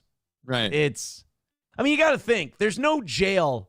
Like, the people that work there, they don't want that stuff to happen. They want it's much more like the Green Mile, where their attitude is, hey, keep their minds occupied, keep them, entertained, whatever, because when these guys have idle time, they go nuts. They do dumb shit. But yeah, there you go. There's a Jack Doherty mugshot for you. If you're looking for a Christmas ornament this year, there you go. Put that in a ball, and you got Jack Doherty. Oh, so nice. So nice. All right, we got I want to keep going here. Speaking of Christmas come early, this story might be Hanukkah come early. Okay. I sent you the prep sheets yesterday. Did you see? Yeah, I was going through a bunch of them. You see who got in trouble? Who's getting sued? No, because I was loading the clips and one of them got mixed up. You didn't? Shmuley? Hey, Shmuley? Oh, hey, there you go. Yeah, okay. I was gonna say I caught you. Why don't you just admit that you didn't look at what I sent you yesterday? But there, okay. No, I literally I watched him. I could share like a screenshot thing. I was going through the clips literally. You guys are like I was watching Shmuley talking with his dog. Yeah, you guys are gonna love this. Oy vey, the New York Post starts their story with Rabbi Shmuley. Now we know Rabbi Shmuley. We've watched Rabbi Shmuley. Rabbi Shmuley is what you'd call a walking stereotype. Mm-hmm. Rabbi Shmuley is the 7th leading cause of anti-Semitism in the United States of America. I mean, this guy is... When I first saw Rabbi Shmuley, I thought he was like a character Alex Jones invented to get people to hate Jews.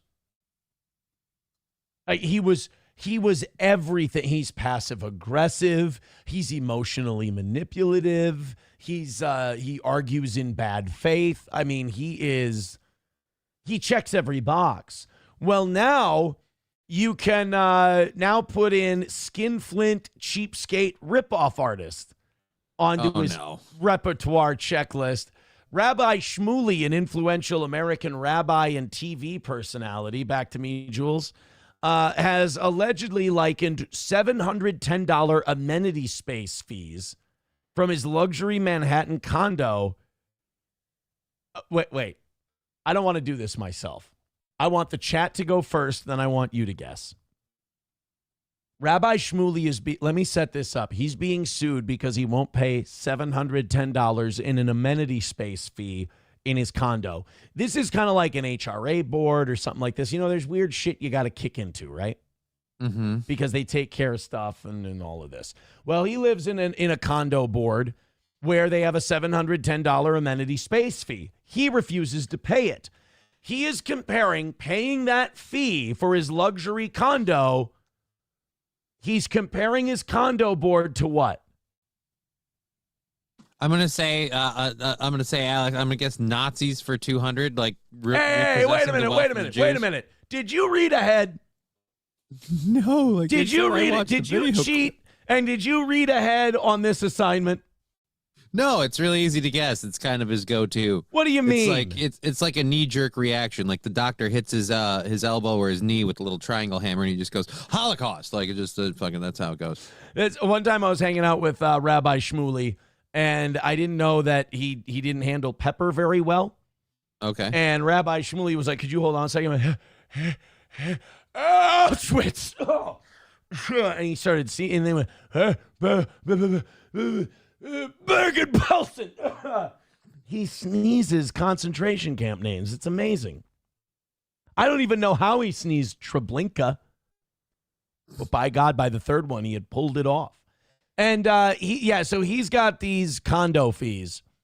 And his condo board is trying to get him to pay the condo fees. And in response, he said, you guys are just like Heinrich Himmler, essentially. So imagine, I just love the juxtaposition here. Like, I'm imagining the condo board.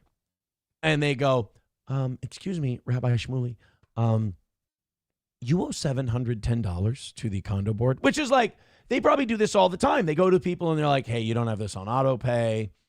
Just whatever, and they just pay the difference and call it a day. And they write them a check or they make a deposit or whatever, and they're good. We're okay. And the people go, I'm sorry about that. I apologize. I forgot I love living here, blah, blah. And they're like, it's not a big deal. Just wanted to come remind you. Okay, good. Mistakes happen. They go to Rabbi Shmuley and they go, hey, Shmuley, you're $700 short on your condo. And he goes, I'm being holocausted by the Nazis. Help me, I'm being holocausted, everybody. First they came for Rabbi Shmuley, and I didn't say anything because I wasn't Rabbi Shmuley. The $710 to everyone else is a convenience fee to live in the luxury condos. To him, it's another showa. And again, they said amenity space, which makes me think that he has like private pool, like lounge things and like workout rooms, things like that. Things that are known as amenities inside that condo. Just even if because you don't use them, that doesn't mean you shouldn't be paying for them. That's part of the deal, sir. Right. He lives in a Jew palace. Sir, I hate to say this. You're Jewish. You signed a contract. Don't you get it? Rabbi Shmuley, we need $710 from you. They're coming for my gold. Now that's, hey, wouldn't you know? That's just the tip of the iceberg regarding the dispute between the self-styled America's rabbi and his building. I mean, you know what I found out? I was looking through Rabbi Shmuley's property records, and this is not the first time he's gotten in an altercation with his landlord or condo management. Okay. He's been kicked out of a lot of places to live. Oh, it sounds like he's a problem tenant. Yeah. You want to take a guess? Like, don't go too high. I mean, how many places has he had problems with that they had to ask him to leave? I'd say like what? Like 30. Like 30? That's actually higher than that. Would you like me to tell you how many apartments he's been kicked how out? many? Rabbi Shmuley has had problems with so many people that he's been kicked out of 109 apartments. Wow, that's a lot. That's a lot of, right. Yeah, I mean, And you guessed it, a Jew. Now, it stems from him allegedly failing to pay rental and... Oh, it keeps getting better. It stems from him allegedly failing to pay rental and cleaning fees for a common room that he used to hold a memorial service for an October 7th victim. He didn't clean up after himself after his dead Jewish guy party. How is he becoming a bigger piece of shit with every layer of this onion that we pull off? I don't understand. Sorry about the stains in the carpet. We were mourning and we were very, very sad.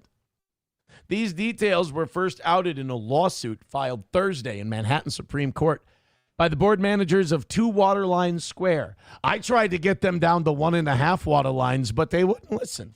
I told them the property taxes on 2 water lines is going to be out of this world. You're my sugar. Which requested a permanent injunction against the rabbi. They're trying to kick him out. And accused him of private nuisance, defamation, and breach of contract. Rabbi Shmuley Botich, whose legal name is Jacob Botach. So wait, he Jewed up his name? Yep. You understand? Are you surprised at this point? He's embracing every stereotype like he's going to get a Guinness World Record for the deal. There's this comedian. His name's John Leibowitz. But he became a very famous comedian, but he figured the name Leibowitz was way too Jewish and people were going to turn away from it. So you know what he changed his name to? What? John Stewart. Yep. Stewart sounded a lot better than Leibowitz. And he still went on TV and referred to himself as this old Jew at a lot of times in his career. Yeah. Whereas Jacob Botach said they said to him, they go, hey, Rabbi Jacob, your name is a little too Jewy. We were wondering if you could do something. It's a little Jewy. The name's a little Jewy and we need you to fix it. He thought when they said a little Jewy, he meant, oh, they need me to Jew it up. To Jew it up. Well, I have an idea. I have a new name for you. It's going to be Rabbi Shmuley Penny Pincher. They said Shmuley. We don't. How about Bo Teach? Okay, you backed it off a little. That's fine. But Shmuley? I mean, Shmuley sounds like the name an anti-Semitic Midwesterner gives a Jew that he doesn't know his name. He's like, he's fucking Shmuley guy. His name, like saying your name is Long Nose McGoldstein. Right. Like, that your boy across the street. Shmuley is the Javon of the Jewish community.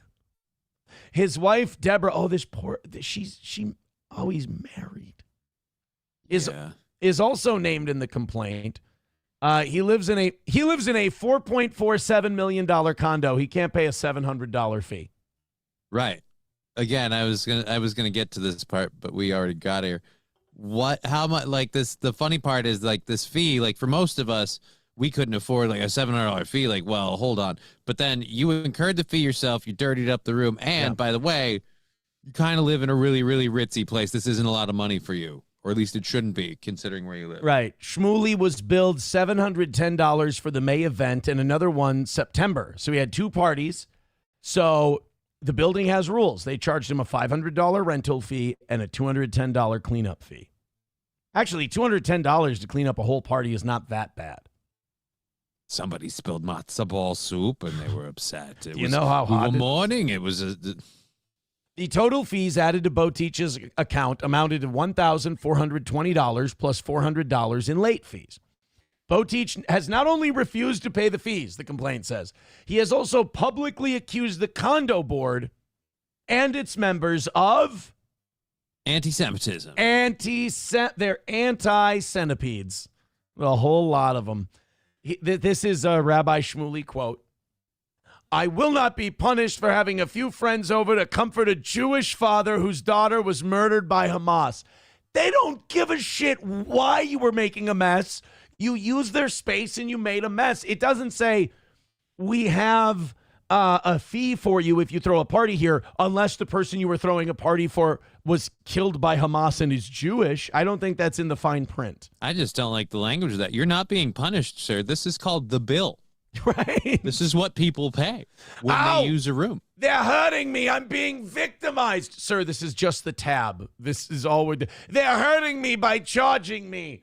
Help me. I'm being victimized. Sir, I hope you enjoyed the pizza and beer. Here's the check. Auschwitz, Auschwitz, Auschwitz. Yes, can I get a McDouble with a small fry and a small Coke? That'll be $8.99. Why are you trying to throw me in an oven? Sir, could you just pull around to the first window? So what, you can take me away and put a yellow star on my chest? Sir, do you want the cheeseburger? Oh, yes, I would very much love a cheeseburger.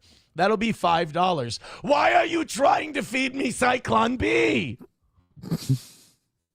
Sir, I don't know how we're going to get you out of the fucking drive-thru. Shmuley said Waterline will be in the national news for their attempt to squash memorials for Jews murdered by Hamas. That's what they're trying to do. By charging you money for having a party in their condo common area and charging you a cleanup fee, they're trying to squash memorials for Jews murdered by Hamas. Nobody's saying you can't have a memorial for a Jew. Nobody's even saying you can't have a memorial for a Jew at the condo. We're just saying you can't have a memorial for a Jew in a condo and not pay. Shmuley is like, they're like, Shmuley, you didn't try to make this about anti-Semitism, did you? Oh, no. And Shmuley slowly pulls back his coat and shows a Star of David. Oh, God, no. Not you, too. Sorry, you have to back your people's play? They come to him with the bill. He's sitting there going, no. No! Let's say we try and fight this bill, and sometimes someone really gets their frickin' bank account broke. We'll have board coming down here from here to Christmas. I can't do it, Shmuley. We're sitting here not paying memorials, not paying fees for a memorial. It's like people are spitting in my face. Shmuley's sitting there. He's lying down on a pool table with the bill on his stomach. He's like, you know that thing they say about a little white light when you're being victimized? That must be it must be nothing because I can't see a goddamn thing. Shmuley, get off the pool table and just pay your bill. No! Will someone shut that goddamn dog up? He tried to bring a beautiful memorial service into your condo and you billed him for it. Oh, Jesus. You know what I'd do? I'd throw that memorial and then crawfish and accuse the condo of anti-Semitism. Shmuley, what would you do? I already did it. Shmuley's sitting there with a gun talking to the cops. The head of the condo association's dead. He goes, he crawfished on a memorial and called me a liar.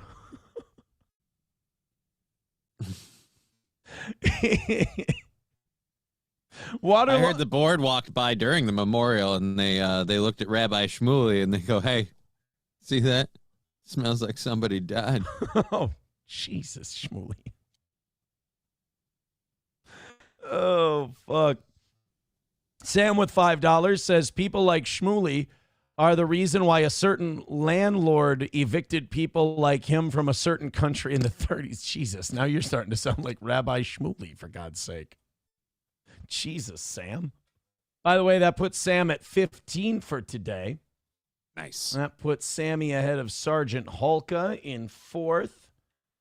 Sam's at 15. Hulka in the, what do I call that? Central booking.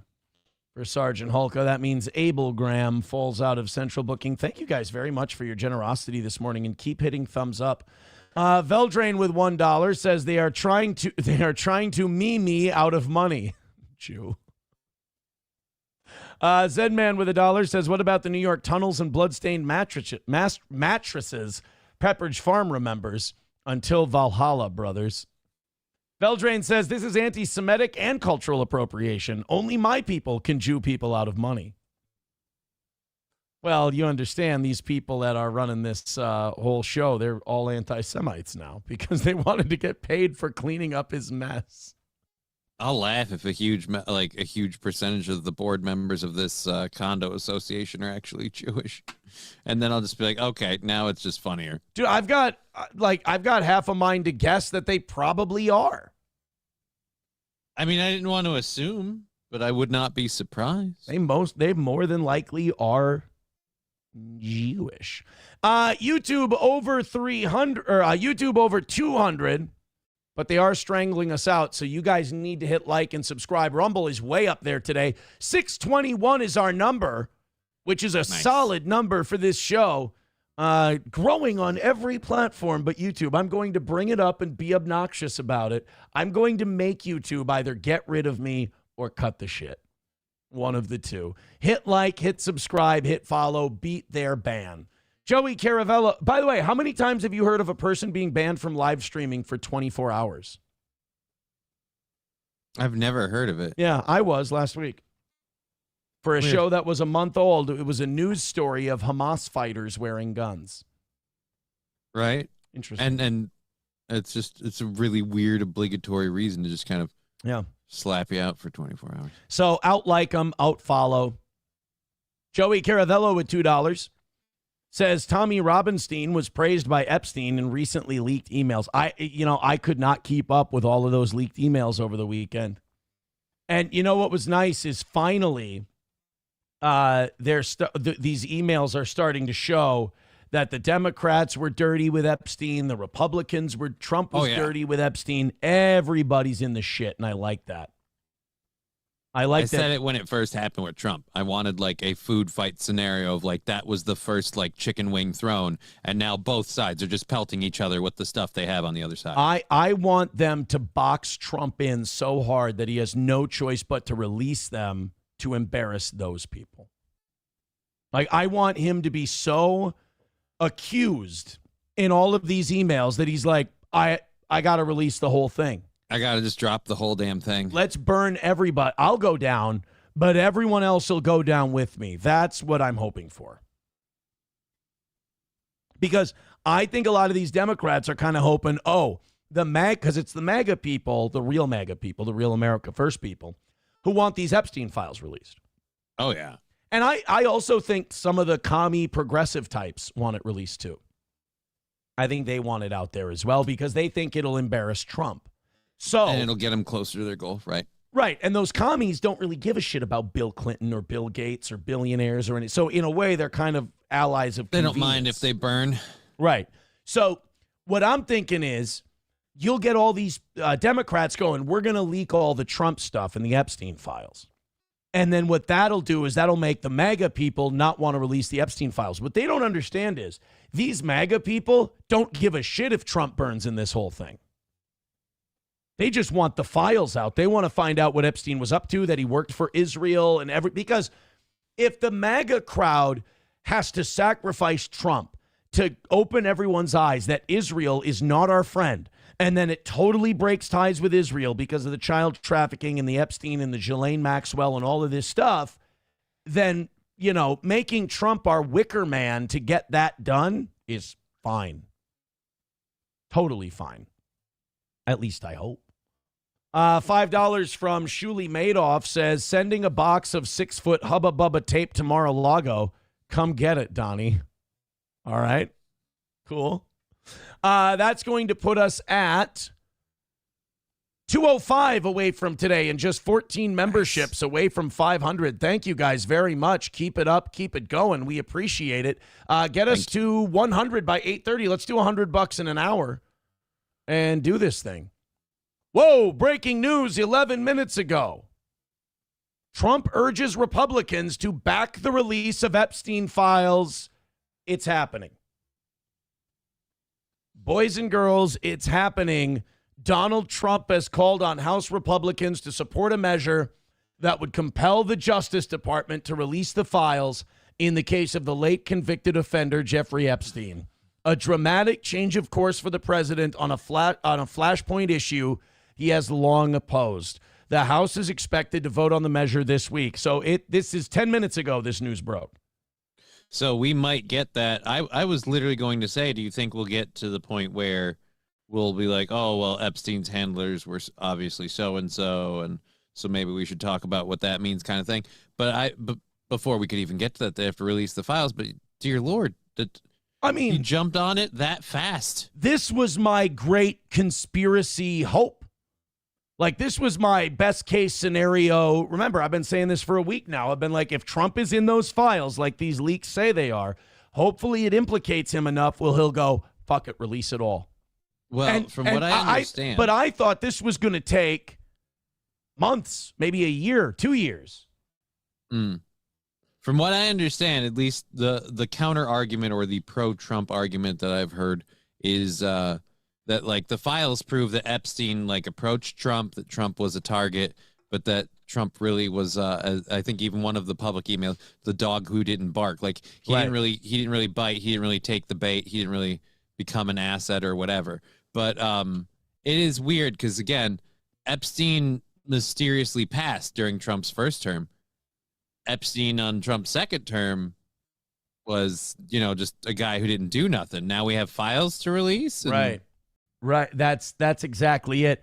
Or, okay, let's say the dog that didn't bark means that Trump didn't go for the kids, the underage women, which commendable, but Trump maybe didn't want it getting out that he was even involved in that way. Well, now people are starting to accuse him of being part of it, and maybe now out of anger and out of spite and out of ego, just to clear his name. He'll do this to burn everybody, clear his own name, and then say, how dare you do this? Because his donors, the people that he's been serving this entire administration, the Miriam Adelsons and the Ellisons and all of these people, draw the conclusion you want from that.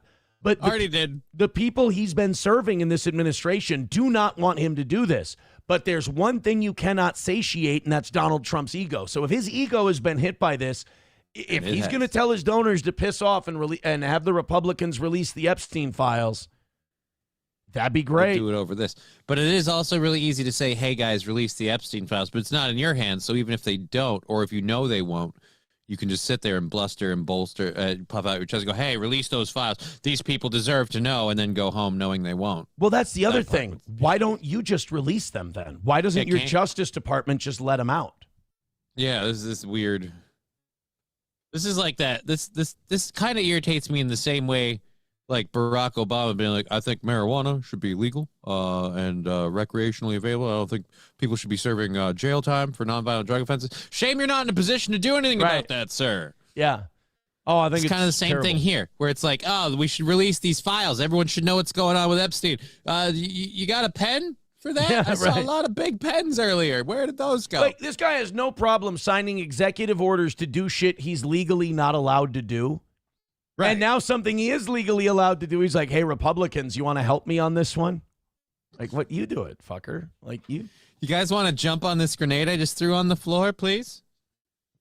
So look, man, I love this. I think it's great. And again, breaking news, Donald Trump is now telling House Republicans to vote to release all of the Epstein files. I think they might have finally pushed him too far. And I think he might go, I'm not going to sit here and have files on me released. This is what I mean. The Democrats may have overplayed their hand here. Oh, yes. And gone. I think Pam Bondi at first, when she lied and said they're on my desk, and then she said there are no Epstein files, there is no trafficking ring, there's none of that. Mm-hmm. And then the Democrats go, all right, now's our time to jump. We're going to get Trump. We're going to release these files, and we get the dog that didn't bark and all of that stuff. Right. And now they're embarrassing Donald Trump. And so he goes, well, then fuck it, release him. I hope he follows through on this. I hope he isn't. Part of me thinks that he's doing this to try and save his own ass. Right. Because his numbers are cratering and his support base is crumbling. They don't trust him. They don't like him. I'd give him a lot of credit if we get this. Well, here's where, like, if you just pay attention to it at face value, you have the Trump denied ever having anything to do with him. Now we get more and more evidence that that's not the case. These emails even suggest that he was at not Mar-a-Lago. He was at Epstein's Island, possibly. Right, and the plane. So it's like there's questions and things that we have questions about now, and you pair that with the fact that, like, Trump always ran the child pageants and stuff. Yeah. So it's just people can sit there and again go, oh, well, it's not surprising that this person is those. And it's like, okay, now he's definitely going to be like, no, I got to make sure everybody knows I didn't fuck around with this. Right. So, yeah, he'll burn the whole thing down for that. Well, it's in and now this way, it's not him who did it. It's the Republicans in Congress. Right. He's asking them to do it. Yeah. Zen Man gifting a membership to T-Baby. Thank you very much, guys. You've been doing great with those memberships. Keep it going. Redbird with $1 says, I'm behind. Shellfish jokes about our dear friend were very insensitive. I mean, Rabbi Shmuley on that one. $1 from Veldrain says, Trump shanks released the Epstein files. Won't we hit our own? Yes, but we'll hit theirs as well. This really is the Braveheart Archer scene. We have reserves. Yeah. Send the Irish. Their lives mean nothing. Main Vein with $1 says, Aaron, you see the shit show Trump unleashed this weekend by turning on MTG and endorsing that gay F Lindsey Graham? Fuck Trump, MAGA done. I think that's where this shit is coming from. Yep. I think Trump screwed up with the MTG thing. I think he screwed up with the Lindsey Graham thing. I think he's trying to fix it. I think he's torn. Donald Trump is right now, his soul is in a tug of war between the MAGA crowd and the neocons. Let's be honest, the Zionists, Christians and Jews. The people he owes a bill to. We can talk about that later. Yeah. Zionists and MAGA are fighting over Donald Trump's soul. And whoever, I'll be honest, whoever placates his ego most is going to win. Coltrane with $1 says they are banning me. Help us fight censorship and become part of the mug club. I mean, like and subscribe. Yeah, I'm not asking you to do any money to fight the throttling of our reach. I mean, if you'd like to, we would be so grateful. I'm not going to bitch about it. I mean, that would be fine if you want to. Ablo Pacheco with $20. Thank you very much, Ablo. Hey, thank you. Wanna fuck? Let's fuck. There we go. A nice 20 spot from Ablo Pacheco. Let's so I can get right into Ablo's thing here. Ablo Pacheco with 20 puts him in second place. Miss Tay in third with 15. Sam in fourth with 15. MN Vikings. Jesus Christ. Come on, Aaron. You can do this. It's Central Booking is MN Vikings with 12. There we go. All right, we're all set. Ablo Pacheco with the 20 says the establishment Republicans won't back the release. My conspiracy theory is that the establishment was completely involved. Well, I think that's pretty safe. On both sides, duh. Yeah. Well, that's how Mossad runs their control scams. Yeah. And that's how pharmaceutical companies control both parties, is they give to both of them. I mean, that's how you do it. It's been the way everybody's been doing it to our government ever since we went to that really convenient two-party system. Yeah. $5 from Hunter says the emails also mentioned that Epstein hated Trump and wanted him to burn. He was in talks with Democrats in 2019 on how to kill his campaign. Well, yeah. How that Michael Wolff isn't in fucking jail? There's a huge question. I mean, this is supposed to be a journalist, and he's sitting there emailing with Epstein, and he's going, how to do all this crap? Yeah. This is how you hurt Trump. This is how you get him, so on and so forth. It's like, gee, really? We're just doing this out loud now? Really? And Michael Wolff was like on TV last week, and he's like, yep, that was me. Yep, that's what I said. It's amazing. I would have loved to have been there. Just, that's me. That's what I said. But like, so can we look forward to seeing you in jail anytime soon? Or right. Maybe, I don't know. You're advising someone that you apparently knew was into some very hinky shit, how to burn somebody for either being part of or not being part of some very hinky shit. So it just seems weird that you're just walking around. It is. I mean, the whole thing is like the way we got here is so strange.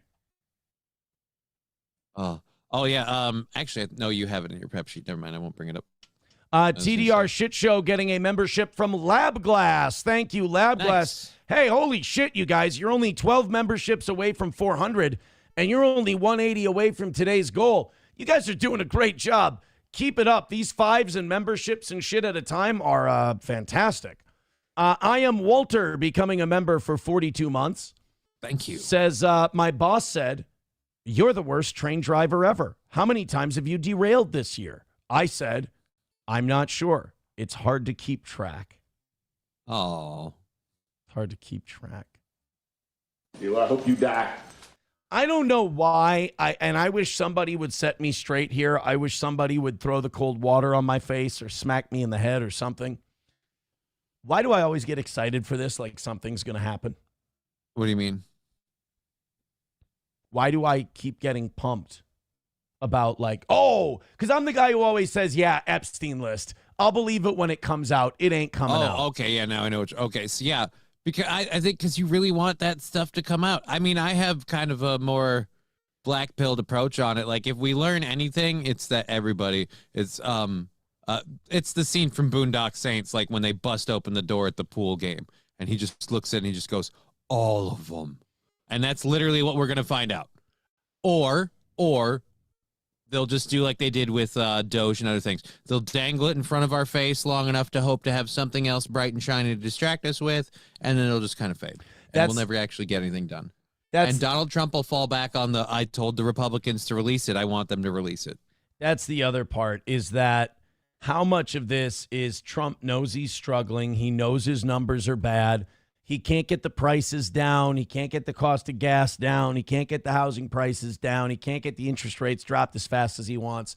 So he's looking under every rock for victories. Right.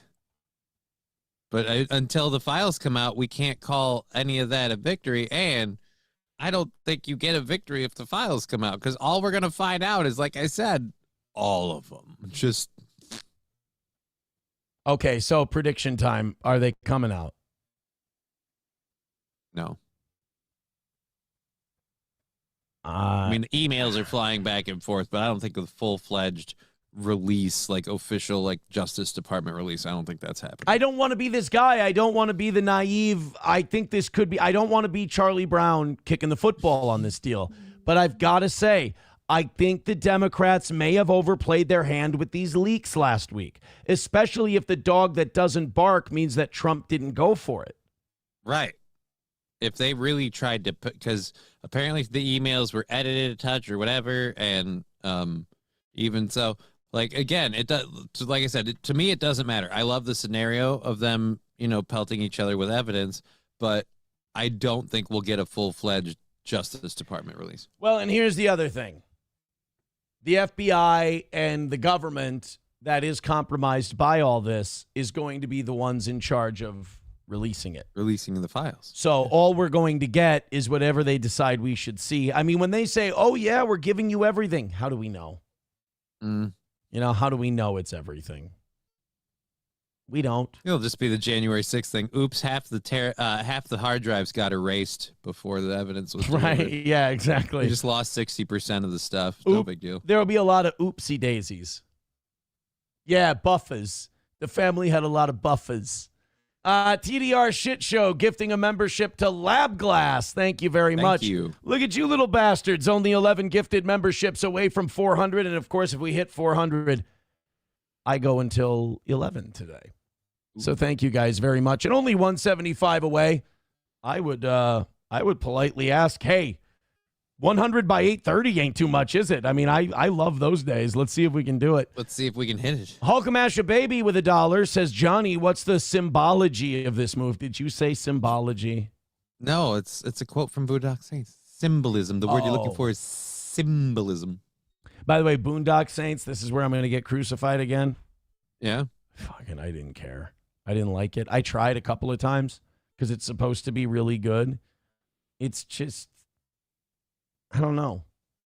I don't know why you didn't get into it. I thought it was a great movie. Had a lot of fun. It again, like, had a lot of great moments. I think the sequel kind of was like, yeah, you guys need to let it go. And it was a one-off. Another one that I'm going to get crucified for, Reservoir Dogs. See, I love Reservoir Dogs, so I can't. One of my favorite filmmakers of all time is Quentin Tarantino. Quentin Tarantino. You know what I had an urge to watch and didn't watch this weekend? Hateful Eight. I watched the Uber extended version recently, so it's just a good movie. Joey Caravello with $2 says, did Epstein give Johnny a back rub? Now's your chance to deny it. Nope, no, he did not. Release the emails. I have every confidence I won't be named. Okay, so this, by the way, we were talking about Rabbi Shmuley, but then this news broke. Right. So we were talking about Shmuley, who's being sued by his condo association because he won't pay this $700 fee for throwing a Super Jew party for all his friends. And now Shmuley is saying that his condo association, they trying to have a Holocaust. Yeah, they're anti-Semitic. Trying to throw Jews into ovens. Hey, could you pay us for cleaning up your party? Why are you trying to put stars on my chest and murder me? It seems like they're at an impasse. And, dude, like shit like this, you really want to go through with this rather than just pay the $700? Like, we could all, like, that's a fine that like normal people could get and be like, well, like even if you're working class, like paycheck to paycheck, $700 tab is like, oh, it's going to set me back. Oh, I don't like it. Oh, this isn't good, but I'll survive. Yeah, somebody's eating peanut butter and jelly sandwiches for the next 2 or 3 weeks. Right. Shmuley lives in a $4.5 million condo, and he's willing to go to fucking court and hire a lawyer and all this other shit over a $700 tab.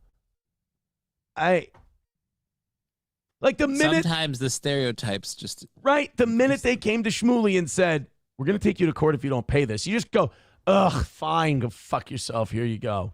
Instead, he calls their bluff. So I got sent this Rabbi Shmuley video, and they said it made Shmuley look really creepy. It's he and his daughter, I believe. Mm-hmm. And they're out in Australia. And it's a 3-minute video. I'm going to let you guys decide. I only saw like the first 20 or 30 seconds of this, and I was like, I mean, it seems like just a dad and his daughter. But then on the other hand, I also went, yeah, but I also think Rabbi Shmuley is a ghoulish douche. So I'm willing to give this a shot and be, I mean, I'm willing to be uncharitable and demeaning. I need a reason first. So see, that's the difference between people like me and actual anti-Semites. Like an anti-Semite will just go, whatever this is, he's a Jew, it's bad, whatever. Me, while I really dislike Rabbi Shmuley, I'm still going to need a reason to think he sucks. Right, he has to do something to earn your ire in the video. He has to be more than just a Jew, is what I'm saying. Here we go. This is Rabbi Shmuley with his daughter. A lot of people are saying this is inappropriate. Let's see. Okay, so you have an American father, an Australian mother, and me and Mommy go to Australia to see your grandparents, as do you, a few times a year. But this time I stayed because you're a senior and you're in your last. We're going to be freaking, what's it called? Empty nesters? Yeah, we're screwed. So I stayed with you because I'm the greatest father that ever lived. Not just sexiest man alive, 9-time winner, People Magazine, all-time world record, but also the world's greatest father. All right, maybe he's a little close to his daughter. They're a little huggy, and he's calling himself the sexiest. But they're doing that stupid selfie vertical film thing. Yeah, so that's a little too close. And him calling himself the sexiest man alive is a little douchey and cringe. But this is where I tapped out. So if the next 2.5 minutes of this is worse, I mean, I'm like I said, I'm wanting to hate him. You're ready, but I need a reason. Guys, start the engine for me. Now, when Mommy leaves, do you feel lonely, or is my presence enough? Your presence is more than enough. I don't even miss Mommy at all. Oh my God, that's what I wanted to hear. Hey. All right, I will say this. Total needy douche. I wouldn't necessarily need this conversation. I certainly wouldn't need to have it online. Right. Well, that's the other thing is like, why are we, there are so many times where I see stuff like this and I go, why am I'm not supposed to be watching? Like, I'm not supposed to be seeing this. This isn't supposed to be available for my consumption. It's a private daddy-daughter moment. You have to pay me my $20 after this. $200? Come here. You're a cheap date. Listen to me. We just went out to dinner. Wait, did Rabbi Shmuley just call his daughter a cheap date? Pay your goddamn cleaning bill, you dick. You're a cheap date. I can't believe that it's only $20 you want. What about $200? Oh, that's funny. You know what $200 is? The cost of your cleanup bill from your condo, from your super Jewish friends party that you had. Let me ask you a question. So should we just tell Mommy she should stay in Australia? But they hate Jews there. Oh, wait. Oh, God. Okay, I'm going to go back. Oh, is he in America, but Mom's in Australia? Yeah, it looks like he's like... That looks like Times Square. Downtown New York. Yeah. So should we just tell Mommy she should stay in Australia? But they hate Jews there. Yeah, they hate Jews everywhere. Everywhere they hate Jews. Isn't it amazing? Every country on earth all of a sudden has a problem with the way the Jews are conducting themselves. But it can't be that it's Zionism or Israel or Judaism or the ethno-state that they have. It can't be that. All of a sudden, one day, for no reason at all, everybody just started going, I've had it with Jews. It's just amazing how that seems to happen every couple hundred years. You know, the whole world just goes, okay, they have no chill. They're like the wolf population.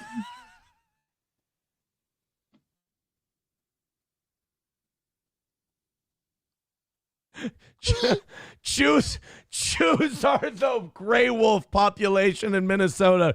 They either are on the endangered species list or they're devouring all the food that's not theirs. Or they start becoming a nuisance. They're either a dangerous public nuisance or they're on the endangered species list. There's no in between. We can't find a happy medium for the life of us. It's like, okay, they're on the endangered species list. Right, but they're eating all of our cows. Should we have a hunting season yet, or do we keep them on the... That's, oh my God, that is an amazing metaphor you just made. I know. Jews really are just like gray wolves. Really passive-aggressive gray. It's like if gray wolves came to your farm and went, your horses, you don't look like you're using them right now. I don't think it would really be that big of a problem if I just ate one. So? I mean, you complain you have so many cows. You talk about all the heads of cattle you have to manage. I thought that me maybe taking one off your hands, I was doing you a favor. Now you want to bill me for cleaning up the carcass I left after I ate one of your cows, you indecent bastard. My people have been wandering around in the woods of Canada for so long. We come down to get something to eat, and now all of a sudden you want to get rid of all of us. I consider... You attacked my pup, you bastard. You little bastard, you attacked my stepson? A wolf comes out of the woods and he goes, you know, I'm entitled to those cows. Every time we come down here to get something to eat, all of you want to kill us. You all want to put a bullet in our head. This anti-wolf behavior, I won't stand for it. Now, excuse me, we're eating someone's cow. Who's there? Yes. So? They hate Jews here, too. They hate Jews everywhere. Do you know They hate Jews in New York fucking City? Jesus Christ. If you can't find a pro-Jew population in New York City, you might be doing something wrong. I was just gonna say, dude, if in your worldview they hate Jews everywhere, do we want to maybe just for a moment, as a thought exercise, bring that inward? Ask what might we be doing that is certainly not helping this scenario? Oh my God. It's just too much. The lack of irony drives me insane. They don't hate you. No. Everyone hates Jews. You said to me once. She said it. I didn't say it. Did you say it? No. Rabbi Shmuley's daughter said it. One more time. Everyone hates Jews. You said to me once, we were speaking on Shabbos, and you actually inspired me and made me happy. We were all talking, me and your older siblings, you're the youngest of 9, I think. You're my baby, but we were all talking about just how awful everything was getting for Israel. It's the height of the war, and now we have them done. How awful everything is getting for Israel. This is evil. Fuck the Palestinians, forget the Arabs that are there, all of that stuff. It's how hard it's getting for them. They're having a real difficult time not being allowed to just unleash their bomb strikes that they've been doing. Like, they got really mad because Donald Trump asked them to do this thing called ceasefire. They're really pissed about it. It's an anti-Semitic. And by the way, they still get to kill people during this ceasefire. Right? As our mayor. And you said, you know, Tati, you can just ignore a lot of this. And no, thank you. You just ignore. Thank you. You just ignore a lot of it. And you told me that you tried not to read it, and if you turn your phone off, then is it really that simple? Honestly, no. Now that Mom Donnie won, I don't think so. What if I try to ignore it and they come after me? What am I going to do? Just not pay your bills like you're doing now? Well, as we heard earlier, sir, they're already coming after you because apparently you're delinquent on several of your cleaning bills. Yeah, they won't clean up your sorry you got killed by terrorist cake that you spilled at the party without charging you. It's evil. I agree.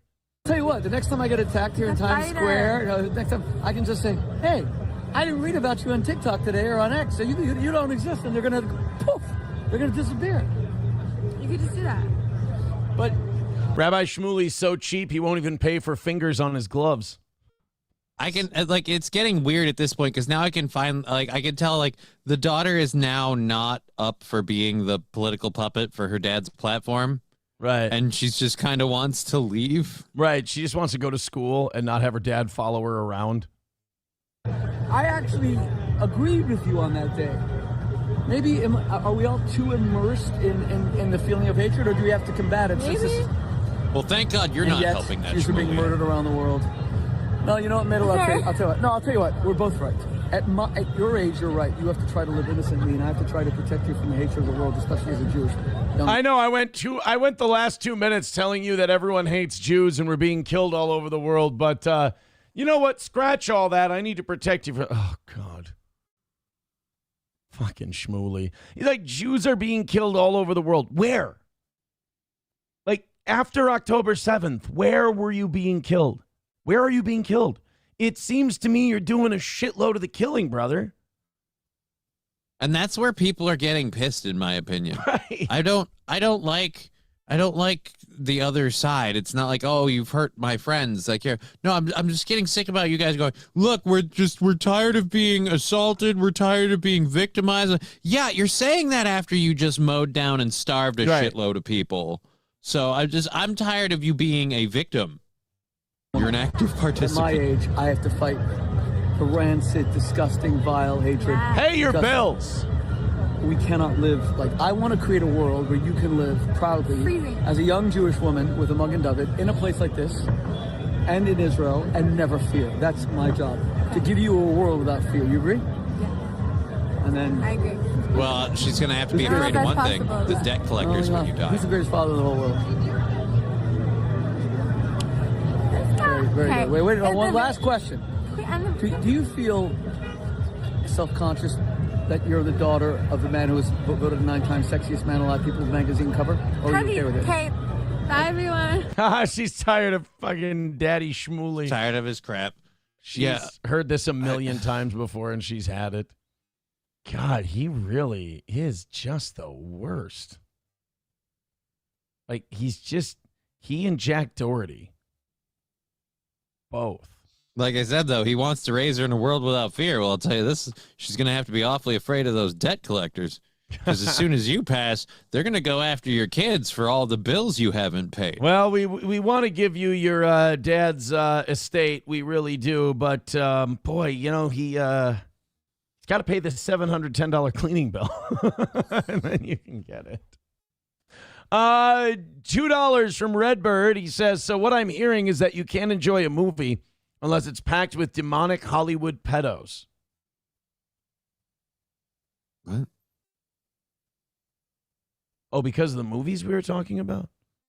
The Cleaner with $1. See, this one I can understand. Aaron's favorite movie, The Hateful 8 Inches. It's more the cinematography, though. You're not being fair about why. Coltrane gifting a membership. Thank you very much, Coltrane. Hey, guys, 10 memberships away from 400. Let's gift them all now. Revolting Villager got that membership. I love that name. Joey Caravello with $2 says Michael Jackson said Shmuley tried to kiss him and play with his spotted dick. Thank you, Joey Caravello. We appreciate it. $1 from Veldrain says a lone wolf is normal. 2 wolves is a coincidence. A pack of wolves is a conspiracy. Main Vein says, is this the daughter he uses dildos with? Whoa. Accusations, please. Wait, what? Huh? I don't, you know what? There's some layers I actually pride myself on not having known, and that's one of them right there. I don't want to know. Is as one of those things where I have zero ability to affect it. Yeah, I'm better off not knowing what's going on. It's not like I can do anything either way. So, drinking beers with $5 says this $5 is for the Austrian painter who had a point. I don't know who he's talking about. You have any idea who he's talking about? Van Gogh? Yeah, that's what he's talking about. I don't know a lot of Austrian painters. By the way, I did fuck up. Long Ball is actually in central booking with $15. He gifted 5 memberships on YouTube earlier. Thank you, buddy. So that's going to put MN Vikings out of central booking. Balls Deep with 99 cents. Thank you very much, Balls Deep. Appreciate the support. You guys are doing an incredible job today. Thank you so much. Thank you. 165 away from the goal. 10 memberships away from 400 on Rumble. We've got 647 checking out the show right now. Hit like, hit subscribe, hit follow. If you're on YouTube, our numbers on YouTube are dropping because YouTube is throttling our reach because of the way we talk and the kind of show we do. They want us gone. They banned us from streaming for 24 hours last week. Hit like, hit follow, hit subscribe. We are thriving over on Rumble, but we are fighting for our survival on YouTube. Thank God we still have our same size audience, which is very strange that you have, your audience is growing, but weird. Hit like, hit follow, hit share, fight these demons, if you will. Before we get into anything else, since Rumble is taking off, looking for smarter ways to browse and enjoy your favorite content without ads? Get the Perplexity Pro bundle with Rumble Premium for just $19.99 a month when you sign up before December 31st, normally a $29.99 value. With Rumble Premium, you'll get an ad-free viewing experience across all your devices and access to exclusive premium content, no interruptions, and it pays your favorite shows like this. Just the videos and streams you love anytime, anywhere. Plus, Perplexity Pro boosts your productivity with unlimited research, unlimited uploads, exclusive member perks, and access to the latest and most advanced AI models for faster, smarter answers every day. Save 30% on this powerful bundle. Head to rumble.com/premium before December 31st to sign up and unlock your premium experience. That's rumble.com/premium before December 31st. Thank you, guys. Again, 637 is our number. Hit like, hit subscribe, hit follow. We appreciate it. Just 165 away from today. Keep going, guys. Keep going. Thank you so much. We haven't even had to talk about that goal today, which is lovely. All right, no more Doherty. No more Shmuley. We had the breaking news today that Donald Trump is calling on Republicans to release the Epstein files. I mean, do it. I don't think they will, but by God, do it. The week is definitely off to a bang, my friends. Holy shit. Well, now we have this guy, and I've had fans of mine try to get me to watch this dude, and I really can't get into him. Whistlin Diesel. You familiar with Whistlin Diesel? No, I thought I recognized the name, but I don't know why.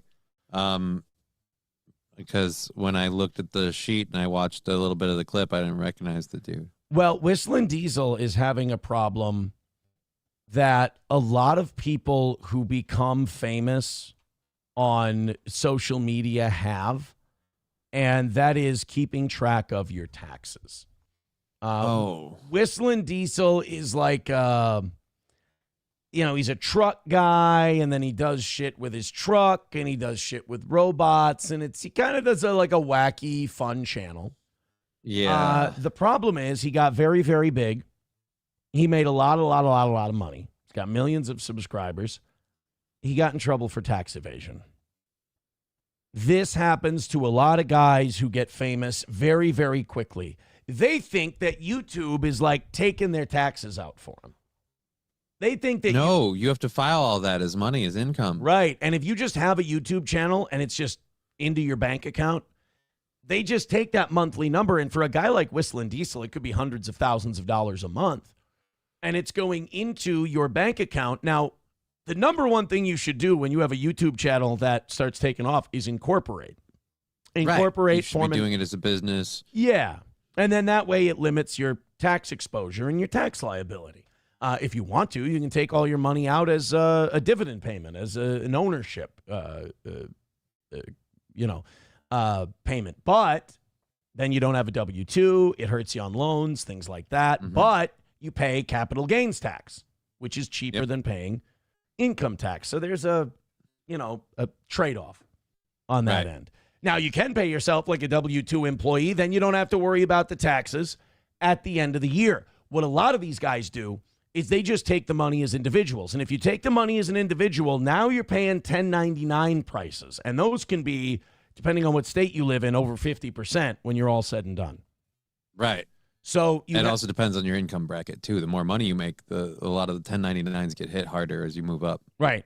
The Whistlin Diesels of the world they're 50% range on 1099. Because the thing about 1099 versus W-2 is if you have a W-2, your employer is paying half of your payroll tax. Your payroll tax is about 15%. Employer's taking 7.5%. You're taking 7.5%. If you're 1099, you pay the whole 15%. So this Whistlin diesel guy starts making a lot of money, starts buying a lot of shit, starts, you get loose with the bookkeeping. And then they come and get you. One thing the government does not have a lot of flexibility on is you not paying your taxes. Let's go ahead and check it out. Now, the other thing that I kind of hate about this is I'm trying to get the video up here. Sorry. When you get arrested for tax evasion, and this is what I mean by terminally online, this is a problem. You shouldn't be broadcasting this. We don't need to film the getting arrested for tax evasion. I mean, this is too online. We should be talking to whoever's holding that camera. You should be giving them instructions on who to contact, who to call. You should be getting shit with your lawyer ready to go. I mean, filming this and showing it is just going to make the cops and the DAs and everybody else just fucking hate you more. Because they don't jump straight to arresting. You have the option to settle with the government, like meet with a financial professional and get this thing settled, because I'm pretty sure they sent you a letter first. They do. The IRS will mail you shit. So yeah, I feel like getting to this level takes an extra layer of douche. I remember when we were making money on Twitch when we were on the radio, and I would give you guys the Twitch money because Gary paid you guys like minimum wage. So I'm like, well, the money we make on Twitch, we'll give a couple $100 a month or whatever to, depending on how much we make on Twitch that month, to the second mics. It was a way to pay the second mics under Gary's nose. And so I was paying out that money. But then you were paying taxes on it too. But they don't catch it until a few years down the road. So like last year or 2 years ago, I got hit with like a 12 there was a federal one for $14,000 like 3-4 years ago.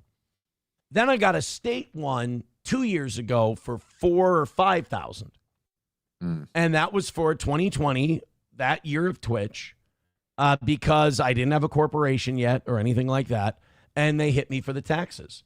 Meanwhile, I didn't even get to enjoy the money that I was paying the taxes on because I was paying it out to you guys. And that's why when we got that first one, I said, guys, I'm going to have to hold back a little bit of the Twitch money for a percentage to pay the taxes for it. So it can fuck you up, but you're right. They send you some shit in the mail first. Mm-hmm. They give you a little time. They offer you a chance to resolve it. They don't just come to your house and take you away.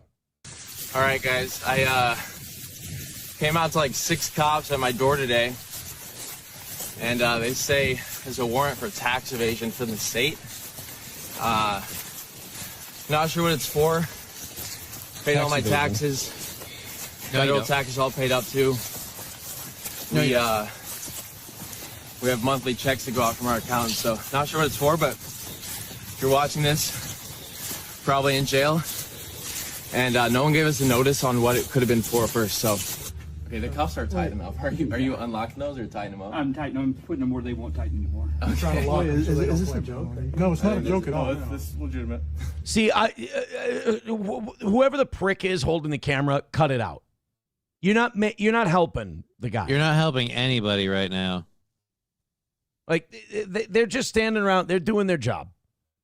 All right? They don't need some prick with a camera. Are you serious right now? Shut up.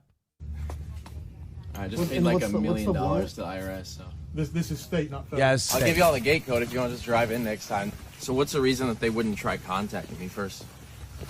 None of y'all reached out? None of y'all messaged me? They do. They message you. You got something. You got something in the mail. Usually it's mail. They won't email you. They won't call you. Usually they'll send you something in the mail from the Department of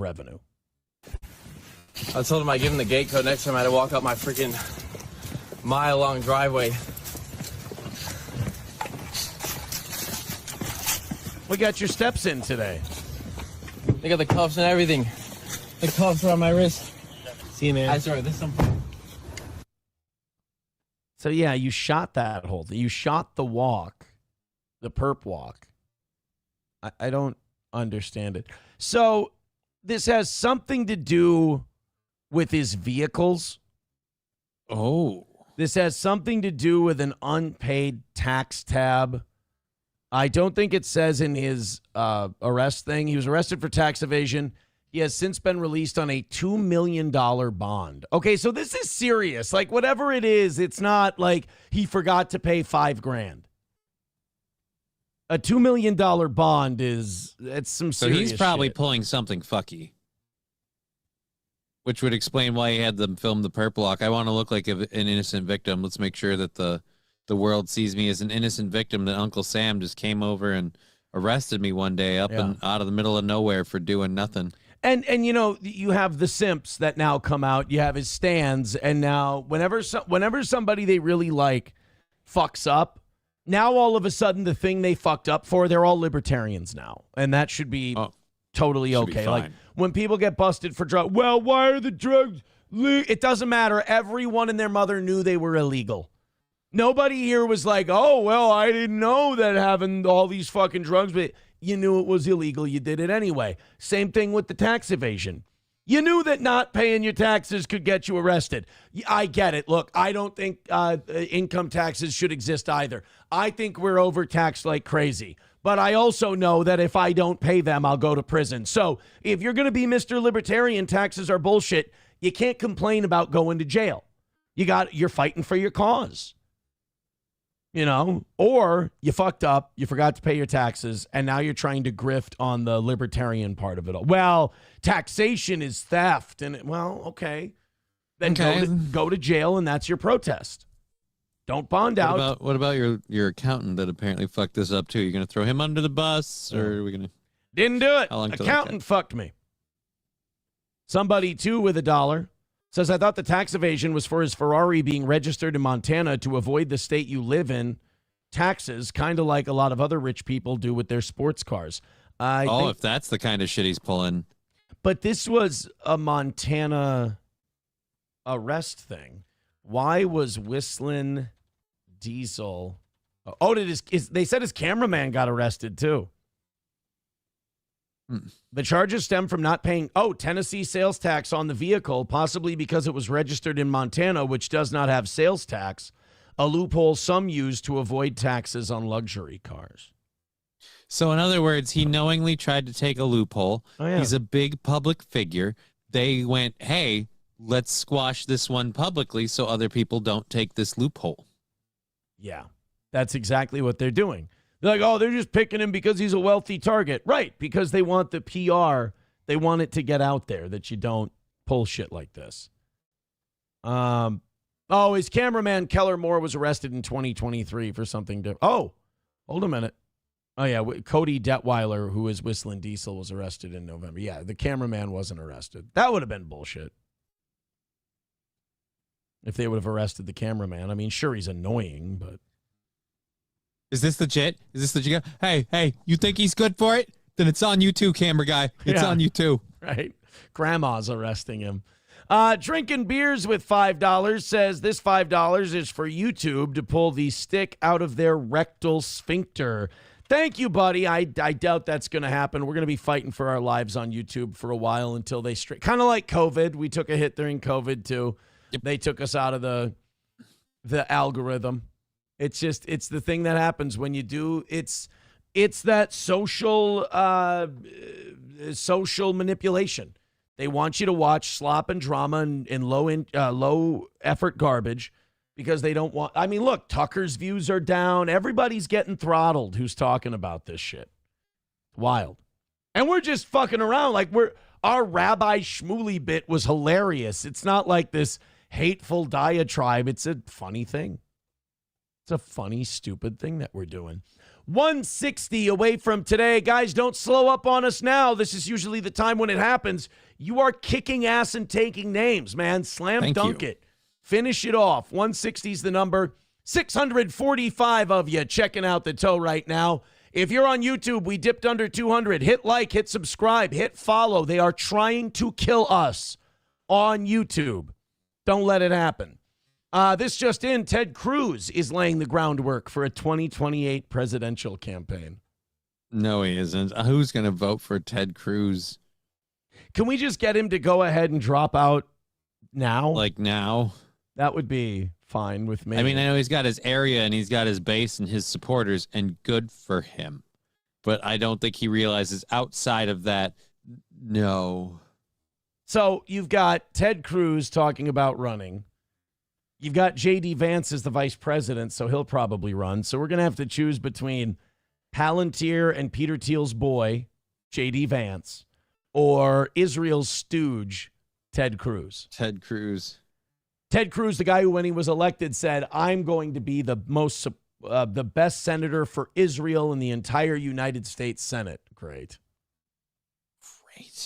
That's awesome. Thank God those guys are never like history of warmongers or anything like that. It is nice, that we know where a guy like Ted Cruz stands, and it's firmly on the side of the United States of America. I mean, there's an America first guy. That Ted Cruz. The field's going to suck. I heard somebody saying the other day, oh, the Republican bench is so deep. I'm like, really? Who? And they're like, oh, J.D. Vance. I'm like, okay, Palantir, Peter Thiel, Elon Musk, controlled by billionaires. Ted Cruz, controlled by Israel, all of that shit. I like Rand Paul. Rand Paul is great. But is he even saying he's planning to run? Because, like, honestly, I'd love the idea, but like, we live in reality. Let's be serious. Yeah, I don't know if a guy like Rand. I mean, he was doing great until Trump entered in 2016. So, okay, maybe it would be all right. God, it is wild to think that Trump has just like completely sucked the air. That's why I'm weirded out when people say, "Oh, there's a deep Republican bench." It's like Trump has sucked all the oxygen out of the Republican Party for the last. By then, it'll be 12 years. So yeah, you've literally got a Trump identity. Yeah. So like you had the grassroots thing or whatever with Bush, and that kind of grew into its own thing. But Bush Jr. was never like the identity of the party the way Trump is now. Oh, Randall Flagg says Magatards want Don Jr. to run. Oh, because he's his. Oh dear Lord, his dad's kid. He's the grown-up sperm of Donald, so he should automatically run for president. Great. No. Great.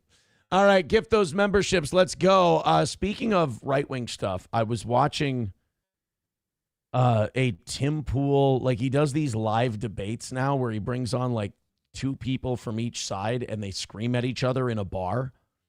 Oh, I was about to say, he actually debates people? Oh, dude, no. You mean he sits in the middle between two sides? Wow. Bro, this was such a shit show. I mean, it was a disaster from start to finish. Tim Pool had Alex Stein, and Alex was trying to keep this thing on the rails. Dude, you had people, when like you're doing a live event in a bar and nobody fucking cares because they're at a bar and they want to have fun, so they're talking. Right. Nobody signed up for your fucking open mic. I got you. Tim Pool and Alex Stein are like yelling at people like, shut the fuck up, quit talking. Like they're being dicks about it. And it's like, hey, dude, it sounds like you're at a bar. These people don't want to listen to this gay debate. They were having this gay debate about like OnlyFans and modern dating. And like Tim Pool is doing this new thing where he's become friends with Myron Gaines from Fresh and Fit, who, by the way, please, I'm not telling you guys who to like and who not to like normally. If you like this Myron Gaines, you're a fucking retard. I mean, you are beyond stupid. This manosphere shit, guys, this is small dick, single guy energy. This is angry at the world, angry at dating, angry at women, and they're projecting that onto the rest of you and just basically telling you to be what they are. They just don't want to be alone. But Tim Pool has this weird thing where he has no spine or backbone, and he fits into whatever container you pour him into. And now he hangs out with this Myron Gaines guy. So now Tim's like a badass men rights activist dude. And if you ever want to see a guy jump into a pair of pants that don't fit him right at all, Tim Pool trying to be the man's manosphere guy is, oh my God. I'm picturing like somebody's pug like barking at a really, really big dog. Like that's what I think of Tim Pool being like alpha male manosphere guy. Just, like you're a little tiny dude. I could pick a random spot in this. It's, Dating in the Modern Age. It came out this weekend. He had this Brian Shapiro, who's a liberal Jewish guy, and he's unbearable too. Like, he's really awful. He was simped to the extreme in this whole thing. But he did call Myron Gaines out for a few things. Alex shouldn't have been involved with this. Like, Alex was, like, way too good for any of this bullshit. Like, they had some OnlyFans chick, Farah Khalidi or something. They had some older, homelier woman in there, and they had this Brian Shapiro. And then on the right, they had Alex Stein and Myron Gaines. And if you can't see through this fresh and fit guy, if you can't see through this Myron Gaines that he's completely full of shit, then we're toast, because you don't have enough brain cells to get. I don't know how you feed yourself. This Myron Gaines is so full of shit and so trying to be the thing that he's projecting to be that it's wildly uncomfortable to watch. And Alex, you could tell Alex was just not into this. And Alex was like trying to get people to be more interesting, trying to get people to argue with each other, trying to keep things on track.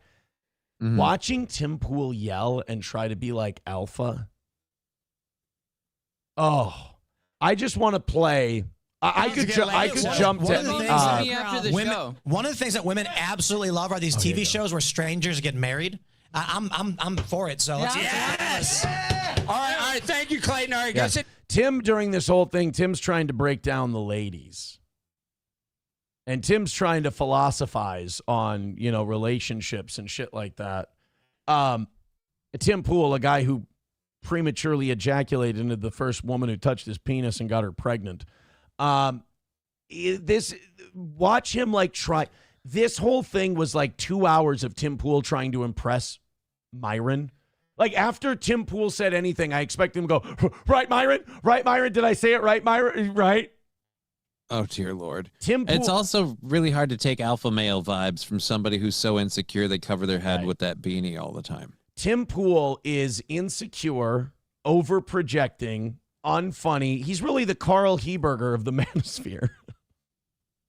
Watching porn while you're dating. Totally get it. And how many of the people are paying you are in relationships?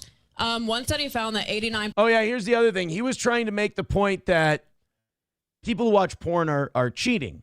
And I get that. I understand it. And porn is really bad. Porn is really bad for you. It's bad for your relationship. It's bad for all that. But then you naturally just have these guys who go way too far with it, and they bring this OnlyFans girl on there to yell at her and say she's ruining marriages, and her being on OnlyFans, and all these guys, she should ban, they were trying to say, why don't you ban married men for subscribing to your OnlyFans? It's like, she doesn't look into them like that. Right, she can't. It's a very one-way relationship where the person who's very fixated, has all the details, all that shit, is the guy paying. And by the way, if she's not doing it, somebody else is going to. That guy's going to go down. There's a problem with the guy that needs to go have the porn relationship in his marriage. Isn't that wild? Address that issue. Isn't that wild where you go, well, we should just ban pornography. It's like, or just don't look at. That's like you have an alcoholic, and the alcoholic goes, well, you guys got to get rid of all alcohol because I can't control myself. It's like, no. Yeah, that's a you problem. You stay away from it. You stop watching it. They brought this woman on as like, you're the reason. Well, if nobody watches her, she'll go do something else. Right now, this is an easy way for her to make money. Percent of OnlyFans subscribers are married men. So you are outright saying, fuck those men. It's what they're doing is bad, and I will supply them with an immoral thing. Because they see, Tim gets too aggro, like he's putting on a character. Right, Myron? You were spanking to her right before the show, dude. What do you think that beanie's for? Just to cover up his bald head? No, it's good for catching his jizz when he's whacking off to this OnlyFans chick. But Tim has this over-aggressive energy, And it's because he's being somebody that isn't him. Tim is an insecure, mild-mannered skater boy. She said, see you later, boy. He's not this. And, like, he started talking to Myron Gaines. And now because he started hanging out with him, he wants to impress Myron, which I can't think of anything gayer. I want to know who he's sitting next to because he looks so small by comparison. It's Stein. Oh, well, Stein's a big dude. Stein's a big dude. 6'4", 260 or something like that. Sorry if I called you fat. I don't think the morality of a product speaks to the type of customer bases who uses it against their partner's wishes. You don't want your boyfriend to do it, but you don't care if other people do it. To me, it's as cowardly as the guy who blames cheating on like alcohol and saying like, it wasn't my fault, I was drunk. We love to blame we love to blame the mistress. At the end of the day, I'm not responsible. The people who make rated R movies, the people who make rated R movies aren't responsible ethically for the types of underage kids who sneak into them. Dude, that's a great point. Right. That's a great point.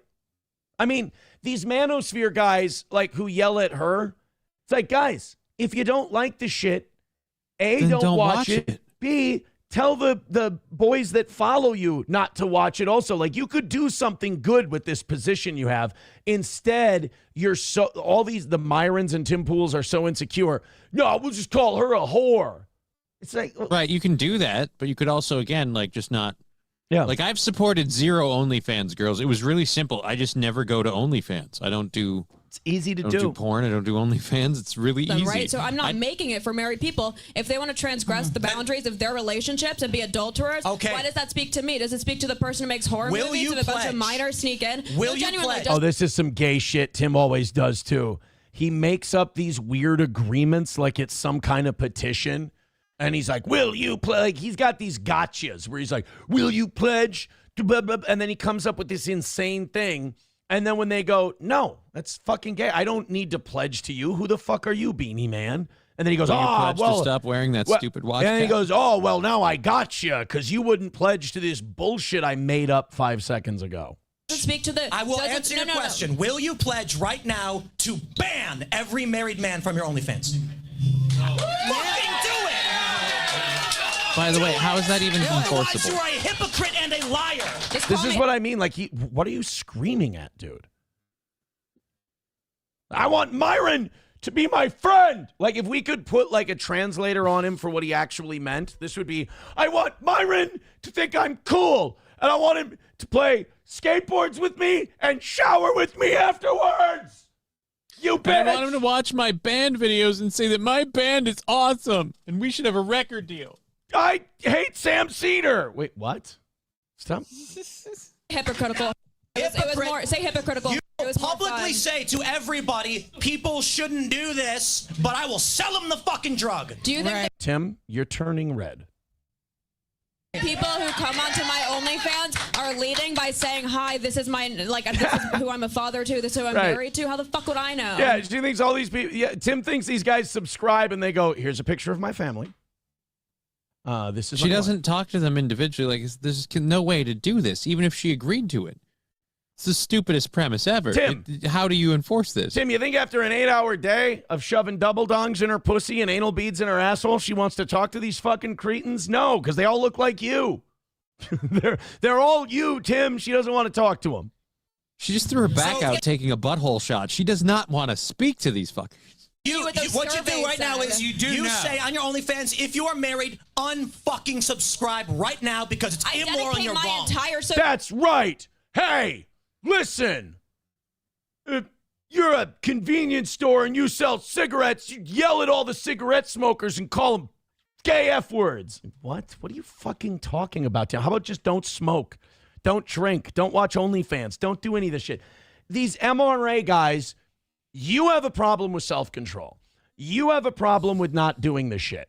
And also, these guys also like to grift as libertarians also. Do what you want as long as you're not hurting anybody else, blah, blah, blah. But the minute they can yell at a hoe because they want Myron to like them, which I can't think of anything sadder. Besides, I hope Myron Gaines goes home and laughs at all these guys going, they actually believe that I believe this shit. I'm just trying to fucking rile people up. I'm trolling. And Tim Pool is, like, he watches Tim Pool nearly have a stroke yelling at this Mia Khalifa wannabe.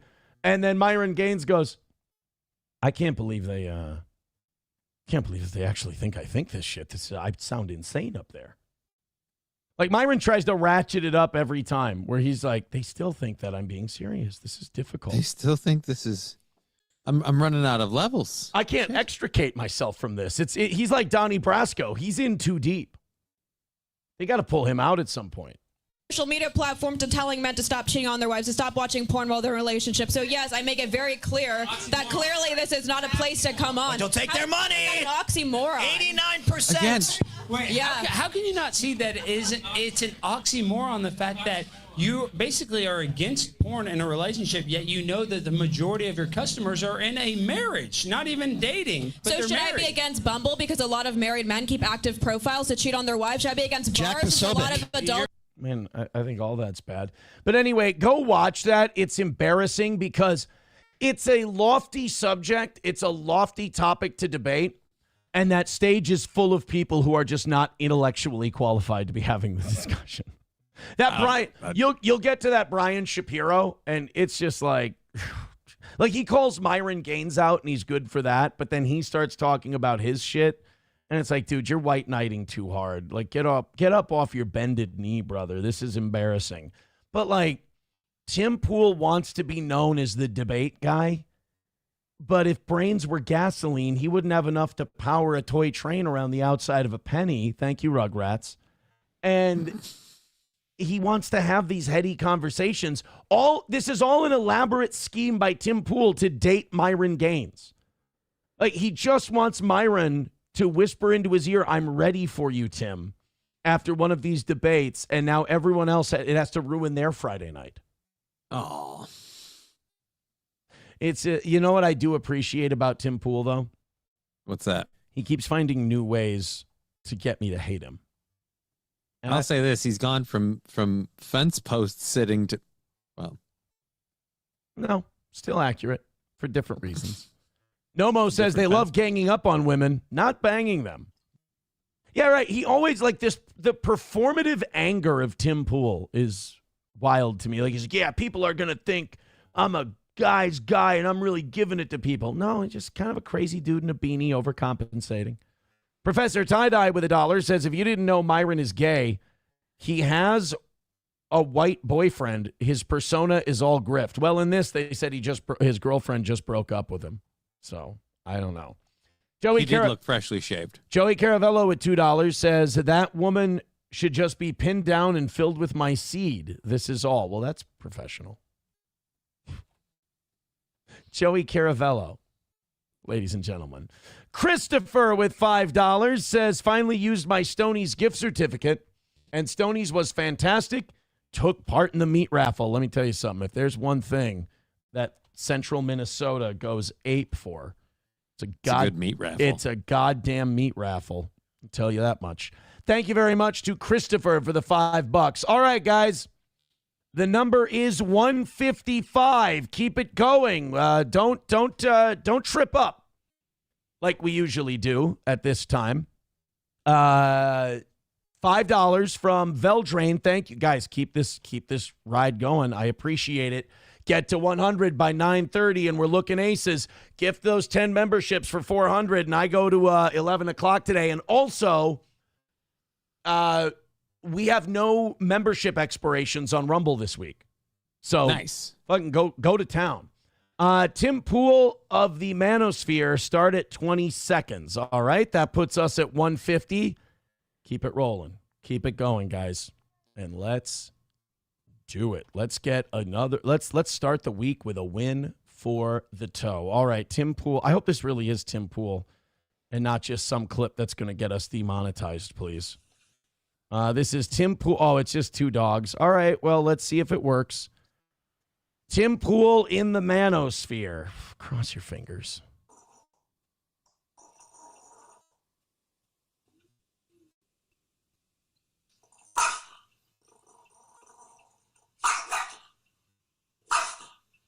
Holy shit. Oh.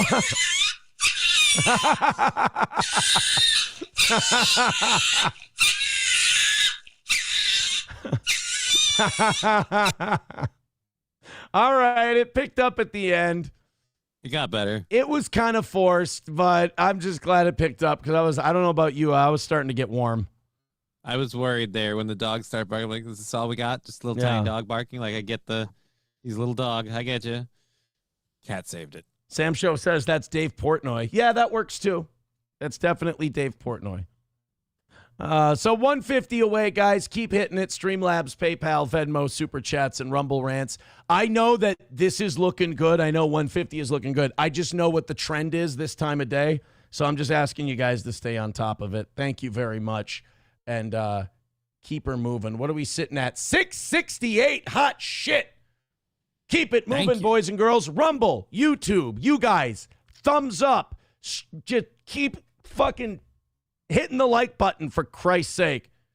Especially over on YouTube. YouTube everywhere. You should be hitting like, showing your appreciation, getting this show to grow. Numbers look good today. We appreciate it. You were pushing 7. We didn't quite get there. As I always say, 6s are good for me. All right, let's $4.99 from Red Fox Mad. Says, open a checking and savings account at Blaze Credit Union and help support an amazing credit union. Thank you, Red Fox Mad. Okay. Red Fox Mad wants you all to know that the place to be is Blaze Credit Union. Blaze Credit Union. Okie dokie. He's in first place, by the way, with $30.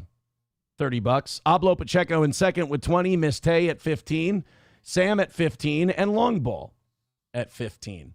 All right, here it is. Donald Trump over the weekend said that he is done with Marjorie Taylor Greene. She's a conspiracy theorist. She's turned on him. You know, it's wild. When Marjorie Taylor Greene was saying crazy shit all the time and doing her Jewish space lasers, Trump loved her.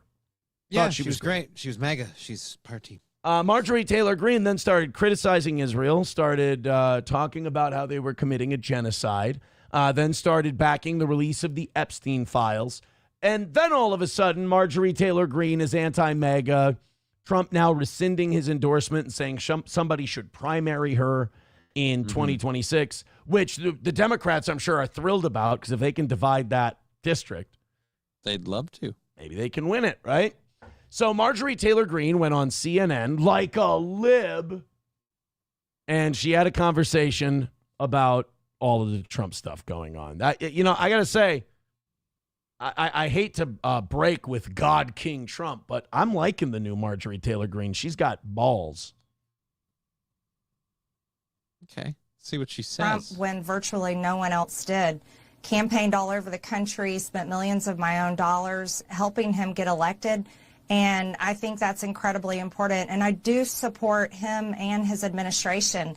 And I support them in delivering the campaign promises we made to the American people. His remarks, of course, have been hurtful. However, I have something in my heart that I think is incredibly important for our country, and that is to end the toxic fighting in politics. And yep, she's going to get kicked out. She's going to lose. Yep. That's what we know about human history. The minute a firebrand starts to say we should start bring working down the rhetoric and the infighting. Malcolm X thought that white people and black people should be separate. He thought that black people should arm themselves, that the government should let blacks have their own areas and this and that. And they let him preach that shit for years.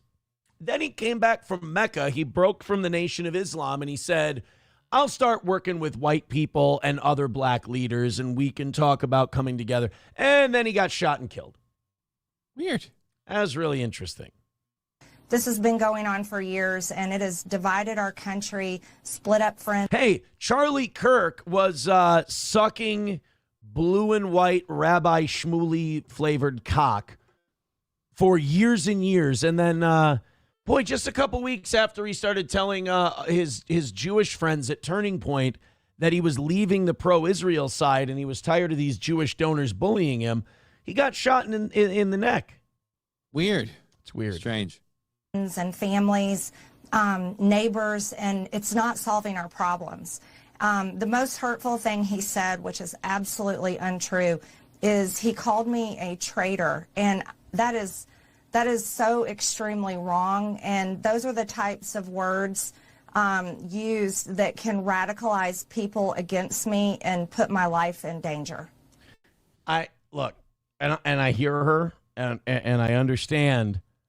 It's always weird when people who did shit like that are now upset that it's being done to them. And I know she's been different the last year or so, but Right. yeah, this is the other side of it, Marjorie.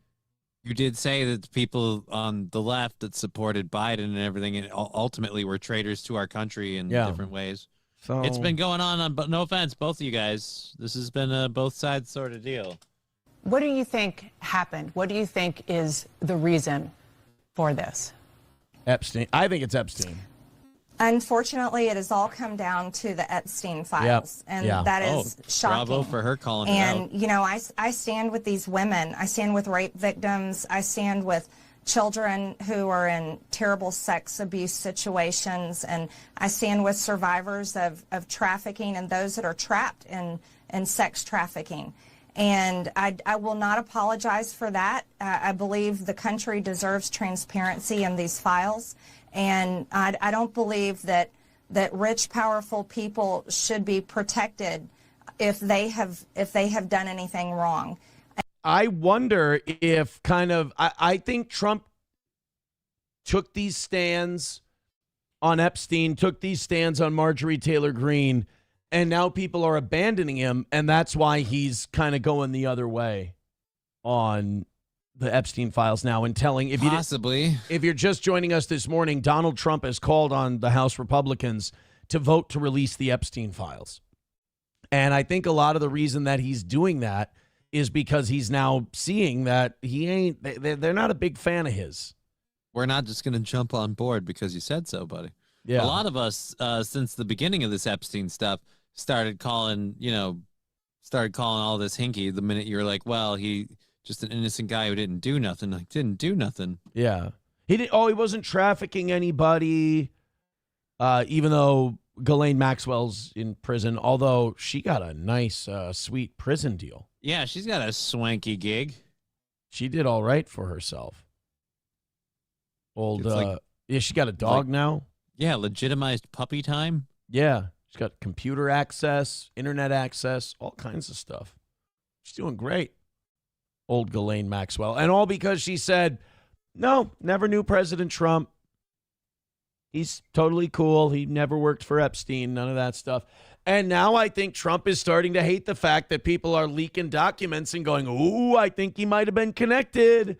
I think Donald Trump might have had something to do with this. And now he's like, well, fuck it, release it. And it's funny because that's what I was asking for last week. Last week I was like, I hope he gets so pissed off that he just decides into it, that he just throws the whole that thing he out just there? decides we're going to release the whole thing and we're going to burn everybody down. And I didn't think it would happen this week, but here we are. All right, let's open up these 7 o'clock hour stories. And while we do, let's talk about our friends at All Care Towing, 320-253-5203 for All Care Towing of St. Cloud. If you need to get picked up, look, temperatures are dropping, man. Weather's getting worse. How about your friends at All Care Towing? They'll come pick you up really quick. Nobody's faster than All Care. Put the number in your phone, 320-253-5203 for All Care Towing. Stoney's in downtown Rockville. You already heard about how great the meat raffle is at Stoney's. So really locate your inner Minnesotan and go check that out. They've also got great specials for the Vikings game, and they are going to turn things around.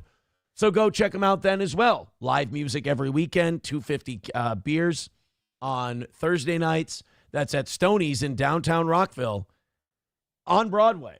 Go see Cheetos and the staff today. And then Midland Armory, downtown Foley, Minnesota. I know that the biggest rifle opener is done, but that doesn't mean that firearms are completely done for deer hunting. Go to Midland Armory and they'll get you what you need for hunting, home protection, personal protection, carry, whatever. They also have knives, optics, parts, and gear, and they handle the suppressor process from start to finish. Talk to Derek and Tracy today, or go find them at your local gun shows on the weekends. Go to MidlandArmory.com or like them on Facebook, and you'll find out where Midland Armory is going to be this weekend. That's Midland Armory in downtown Foley, Minnesota, midlandarmory.com. All right, let's get those memberships gifted. Let's get that number down. You guys have been great all day. Don't slow down around that 8:30 to 10 o'clock spot like usual. Finish it off, 150 away. You guys have gotten halfway there. Now crush the other half. I appreciate it. So I watched, SP showed me a movie this weekend, and I learned something about this movie. The movie's called Hitman. It's a bunch of nobodies in it, but it's a true story about a guy who was like a philosophy professor at the University of New Orleans. And then he helped the police by like recording and doing audio and surveillance and tech stuff for the police on these sting operations to catch people hiring a hitman. Ended up that one of the cops got busted for being crooked, so he had to go in and actually be the undercover guy, the hitman in the sting operation. He ended up being very, very good at it. He got mixed up in some weird shit, whatever. The point is, I did not know this. Outside of like the mafia, did you know that hitmen don't exist? I did not. I just kind of assumed they did. You just kind of assumed that there were guys like on the dark web who were willing to, to make some scratch. They'll body a body. No, it's all cops. It's like the KKK. It's like the Patriot Front. It's like all these things. There's no such thing as a hitman. There's no International Hitman's Association? That sucks. No. Like, then who's meeting in Vegas every year? The mob. Yeah. But there are, there's mafia hitmen. There's contract killers in the mafia, but that's kind of part of a bigger organization. It's just kind of part of the deal. But like the individual hitman, at least according to this movie, according to the cops and these guys, if you go online and you start soliciting hitmen, it's a cop. Well, I mean, obviously, if you go online, I assume there was like some weird John Wick, like secret hotel, need a Russian doubloon to like book the job kind of way to do it. But I don't know. There's People that don't like the Breaking Bad guy who will sell you guns with the serial numbers scrubbed off. But according to this movie, because a couple people in the chat are like, what the fuck? There's freelance hitman and blah, blah, blah. According to the movie, I'm not talking about like, there have been times where people have like paid some random guy to kill somebody for him, but he wasn't like an advertised, like actual hitman. It was like their friend or somebody they know, like, hey, will you take this guy out for me? But yeah, if you're in a chat room and you're hiring a hitman, that's a cop. That's, again, according to the movie. Now, see, when I Google it, they say, yes, freelance hitmen exist, though their reality is different from how they are portrayed in movies. In real life, these individuals are often more integrated with criminal or political organizations than being purely independent contractors. That's what I meant. The only hitmen that exist are like the contract killers for the mob. All right, so like you're saying the Agent 47 hitman, like he used to be special ops and now he's a private contract killer like that. The private guy doesn't exist. The private, the Sylvester Stallone hitman. What was that one? The guy, what's his name in Be Cool? That Vince Vaughn and The Rock try to hire? That guy? Yeah. No. While seemingly independent, these individuals often have connections to criminal groups or operate within specific regions, making them less like the independent contractors of movies. So if you go in through like organized crime people, yeah, you can find a guy to do a hit. But there are no like freelance, just what do you do for a living? Oh, I'm a hitman. Armed with that information, he went to all the pizzerias. Do you know somebody that does things? I need somebody whacked. The movie's called Hitman. Go ahead and check it out. If I'm wrong, I'm wrong. If the movie's wrong, the movie's wrong. But if you're thinking that these hitmen are just running around to whack somebody for you, not really the case. Probably not. You're probably dealing with the Gambinos or something like that. All right, we got plenty to get to in these 7 o'clock hour stories. We are just 10 memberships away from 400. And, of course, if we hit that 400, I go until 11. So keep going. Hit like, hit subscribe, hit follow. The YouTube numbers are jumping. We're at 709 right now. Thank you guys very much. Good job, guys. Keep pounding the shit out of that like button. The higher up we go on YouTube, the more you guys are literally fighting against censorship and them trying to dock our reach. So you guys hitting thumbs up, and do it on Rumble too. But you've got us up into the 700s today, which is awesome, and I appreciate it. Keep going, hit the goal. Let's call it a win for the toe. So as far as what we do next here, I could get into some Fuentes stuff. You know what? Let's do that, because the big civil war between the Republican Party has been between the Zionists and the Tucker Carlsons and the MAGA America First crowd. Basically, it all kind of centers around Israel. Well, Tucker Carlson recently set this whole debate on fire when he interviewed... By talking to Nick Fuentes. That's where we got this great Mark Levin drop. You little bastard, you attacked my stepson? Which, by the way, we all thought meant, oh, my God, some little kid, Tucker Carlson, was like shitting on somebody's little kid.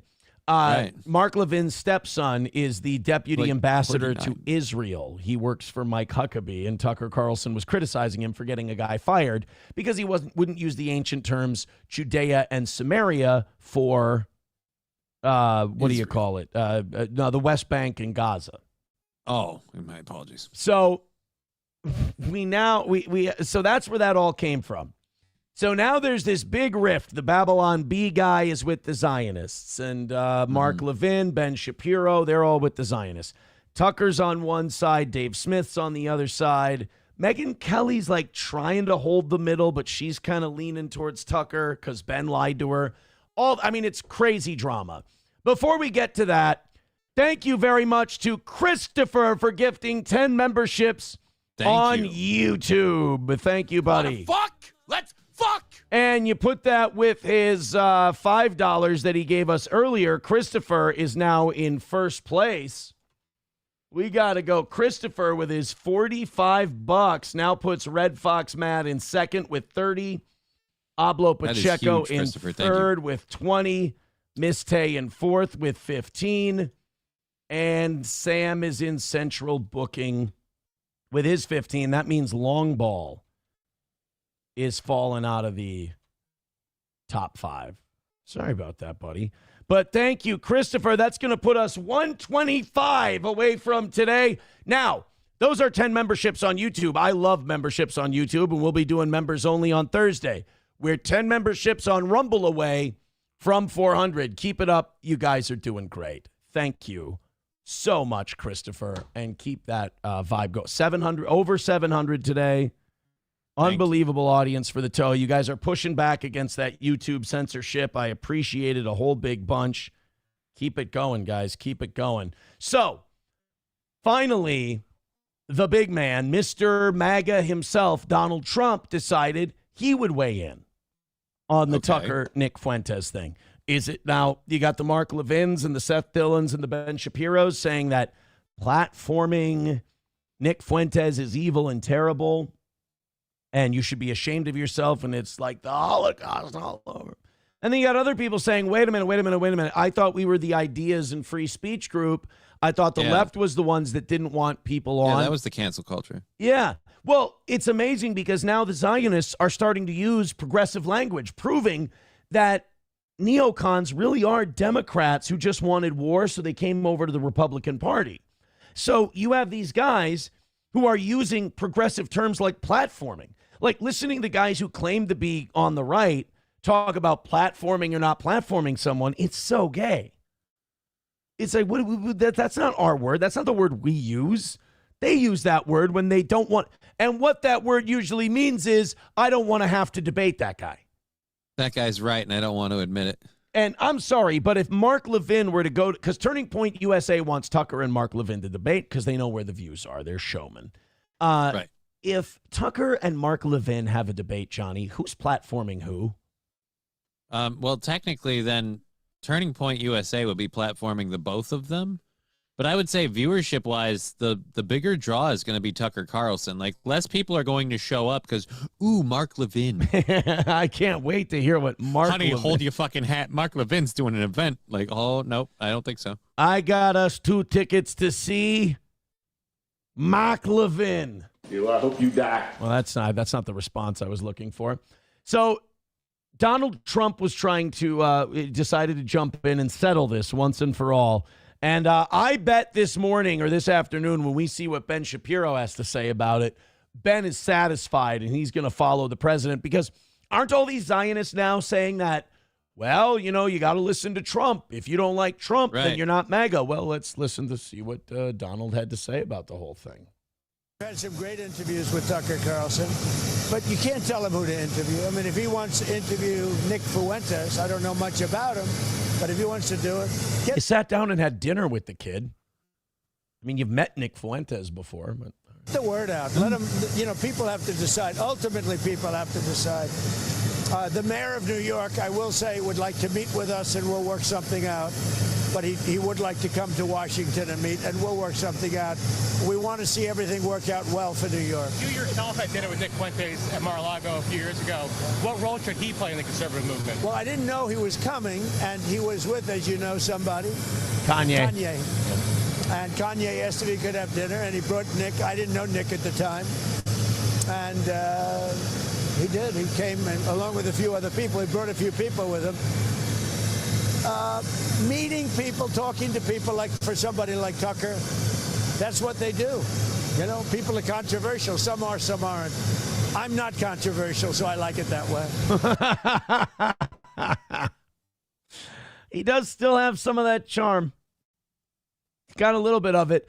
But that's going to be interesting to listen to Ben and Seth Dillon and all these guys have to address that, huh? What happened to all the like, hey, we're MAGA, we're American first, and Tucker Carlson's a disgraceful piece of shit and a traitor for having given this guy a platform. Yeah, Donald Trump said that's like his job to just interview people. So what are you trying to say? You little bastard, you attacked my stepson? Is that what you're trying to say? Pretty much. Yeah. It's going to be interesting to hear Mark Levin. You know what? You know what would be in character with these snakes is if they just went, Donald Trump, let me tell you something. Donald Trump has turned his back on this country. Donald Trump defends someone like Tucker Carlson, defends Nick Fuentes. I'm not surprised if Donald Trump's going to call for a Holocaust next. I don't know if I should start wearing an armband or a yellow star to side with my people. Donald Mark, Trump you need is to stop. Donald Trump. You shut up, Johnny. You shut up. I'm tired of being squeezed from my position of influence by a man who clearly hates the Jews. Donald Trump has been a Jew hater from day one. So what if he was in real estate in New York and you pretty much can't throw a dead cat without hitting one of us? But he's a Jew-hating piece of shit. I'm going to listen to these guys cope about Donald Trump saying that you got to let Tucker talk to people. You got to let him. It's his job. It's what he does. Right. By the way, thank you to Lab Glass for gifting a membership. Thank you. There we go. We're only 9 away from 400. Thank you, Lab Glass. That's very nice of you. So now we're sitting right there. Roots Calhoun says that Levin impression is top tier. I've been told that the Levin impression has to stay, and I've been told I need to do more shorts of us doing the Mark Levin impression. The Mark Levin impression? Yeah, people are really digging the Mark Levin. It's not hard to do. You just you stop your... Impressions are all about where you stop your voice. Mm-hmm. And for Mark Levin, I stop my voice right behind the bridge of my nose. It's pretty much the highest up I can go. And it's actually, what you do is a little Howard Cosell, and then you throw helium into it. And then you accuse everybody of being an anti-Semite because I'm tired of all these Jew-hating bastards sitting in here attacking my stepson. It's enough. Well, if he... Johnny, I don't want to hear about you wishing death upon my Jewish family. I didn't wish death Enough. on anyone. God, all you do all day. I listen to you in that despicable show you do.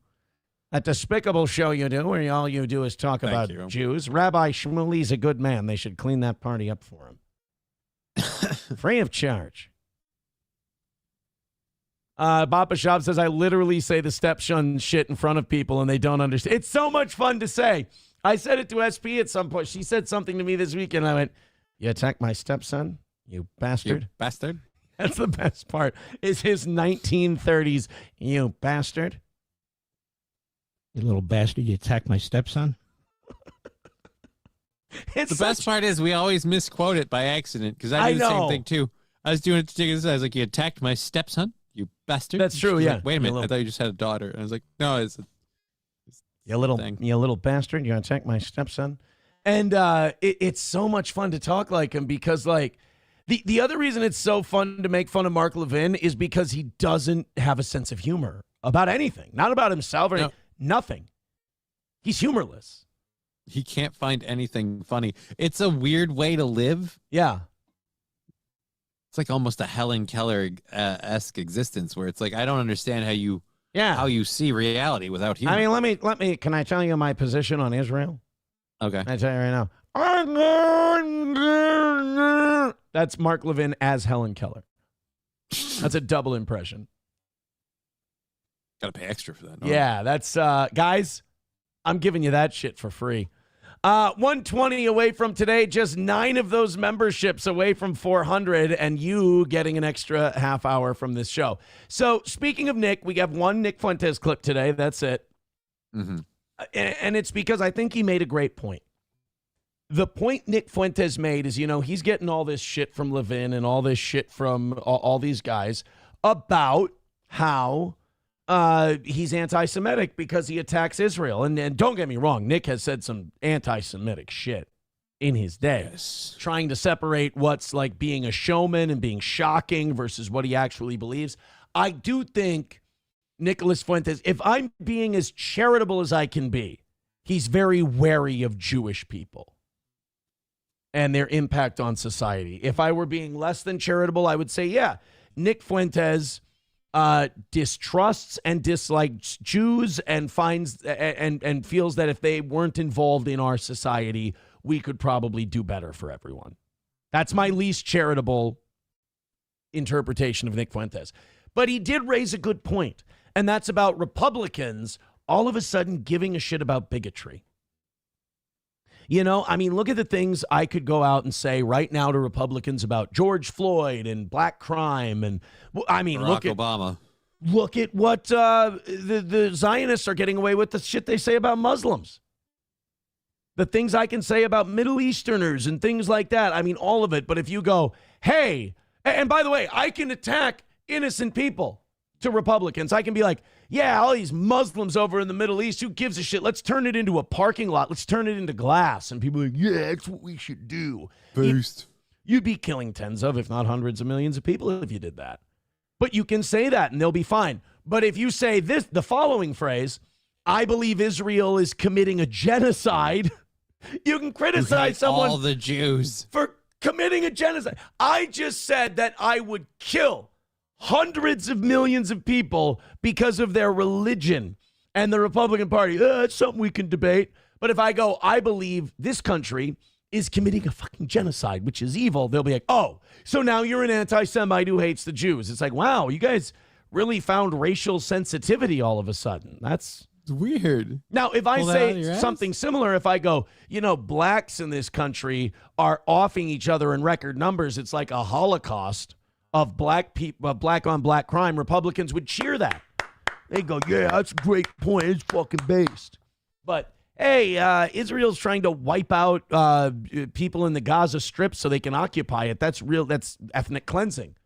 Well, you're an anti-Semite. So let's hear Nick Fuentes' take on this. And I thought it was very well put. Goes the same way in the right he's way. Got a nice side. Let me ask you this. If I went live on my show on Monday, this coming Monday, and I said, fuck Islam. I said, these Muslims need to go home. Fuck them. They're barbarians. They're third worldists. You're allowed. Not only are you allowed to say that, Nick Fuentes could probably get on Fox News or CNN to debate a lefty. And say that. Yeah, and say that. Like to live in open sewage and bomb crap. You think any Ben Shapiro said that. That's a Ben Shapiro quote he's slipping in there. Conservative would disavow me? Any of them? Any Republican?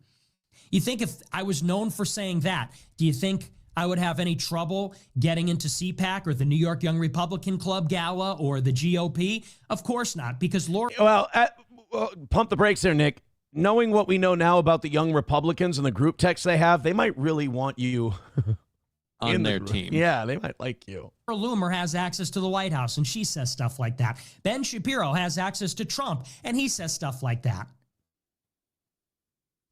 Could you imagine?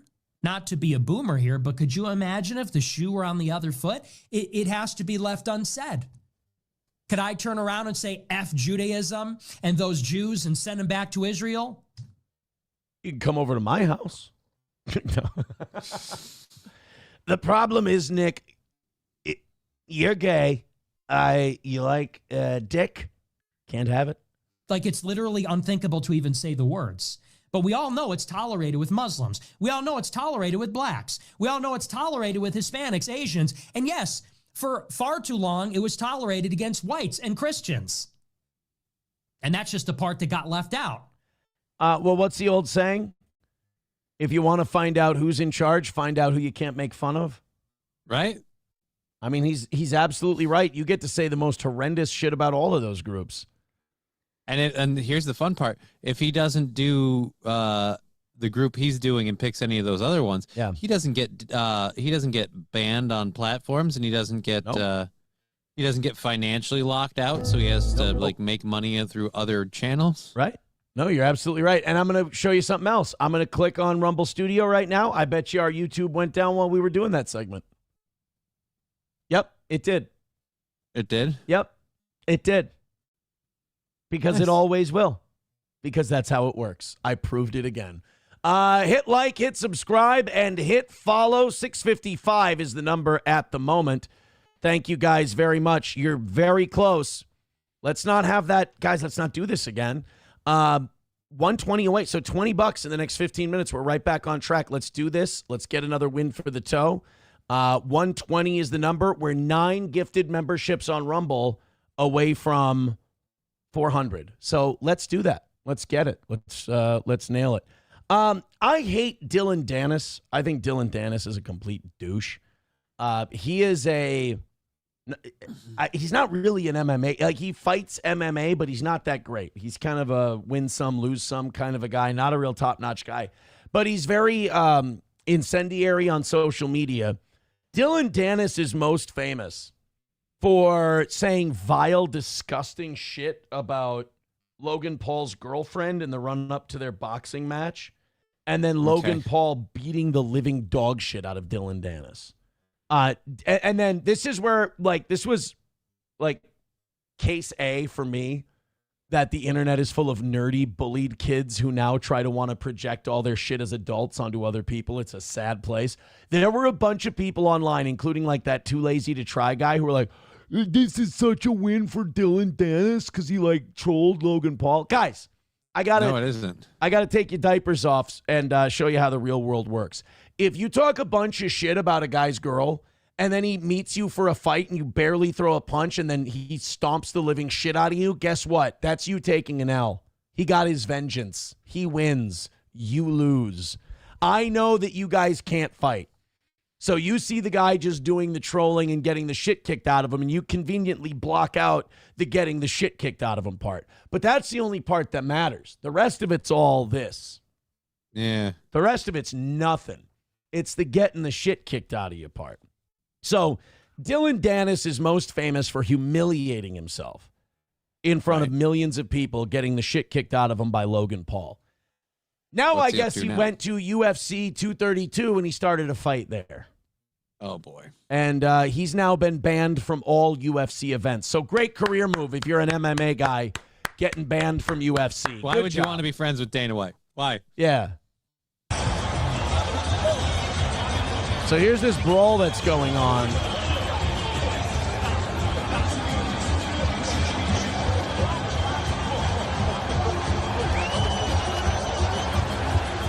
What it looks like to me is you had, I think, Islam Makhachev was fighting.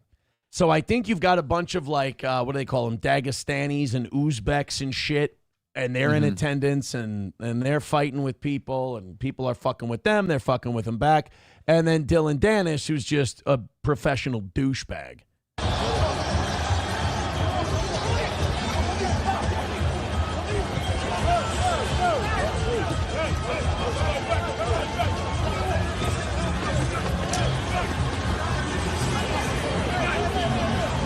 By the way, this is the last thing they want happening at these events, so 90% of you guys are just done.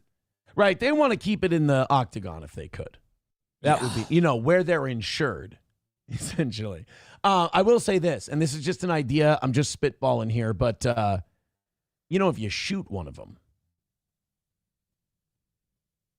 you probably could disperse that. Vegas in the 50s. Well, I mean, look, when the mob was burying bodies in Lake Mead, the crime rate was a lot lower.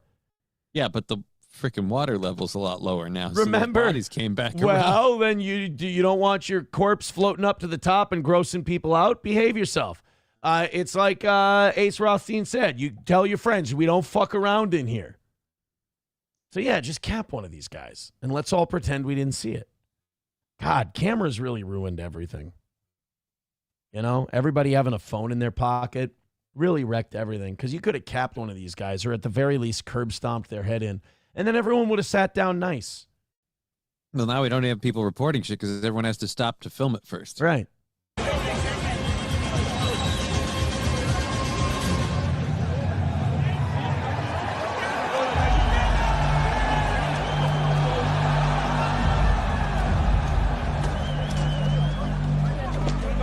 So there's Dillon Danis, who's a complete fucking douche, and it's so fun to watch him get punched in the face. After they wrestle everyone off of you, first thing you should do is walk back at him. So now he's banned from all UFC events from here to forever. I'm going to show you what the internet thought was a win for Dillon Danis. Let me show you. Dillon Danis, Logan Paul. We'll just go highlights. This is what people thought was a win for Danis. In the build-up to this fight, Dillon... trying to tire out his fists on his head as Logan leads. I got bad news for you. Logan doesn't look very tired. No. As Logan lands a lead left hook. Stop it, Frank. You can stop at any time. So remember, his strategy here is to tire Logan Paul out by beating the brakes off of him. Every time you drop your guard, it's to push away and gain distance. Are you going to actually fight him? Do you know what an e-loser you have to be to think that this guy notched a W in any way, shape, or form? Every one of those punches is for everything he said about Logan Paul's fiance.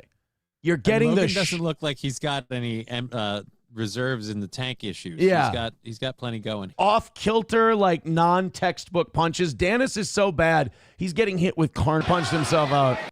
So then we go to later in the fight. Danis really embarrasses himself by trying to take down Logan Paul. And now here's the thing. Danis may be an MMA guy. Logan Paul was an all-state wrestler in high school. So he can every round in this fight and look at his eyes all busted up. Smack the shit out of him. This guy's so hateable and so easy to boxing. What, you're gonna punch a security guard now? You're a chicken shit is what it is. You're a chicken shit. Oh you're getting beat. God. You're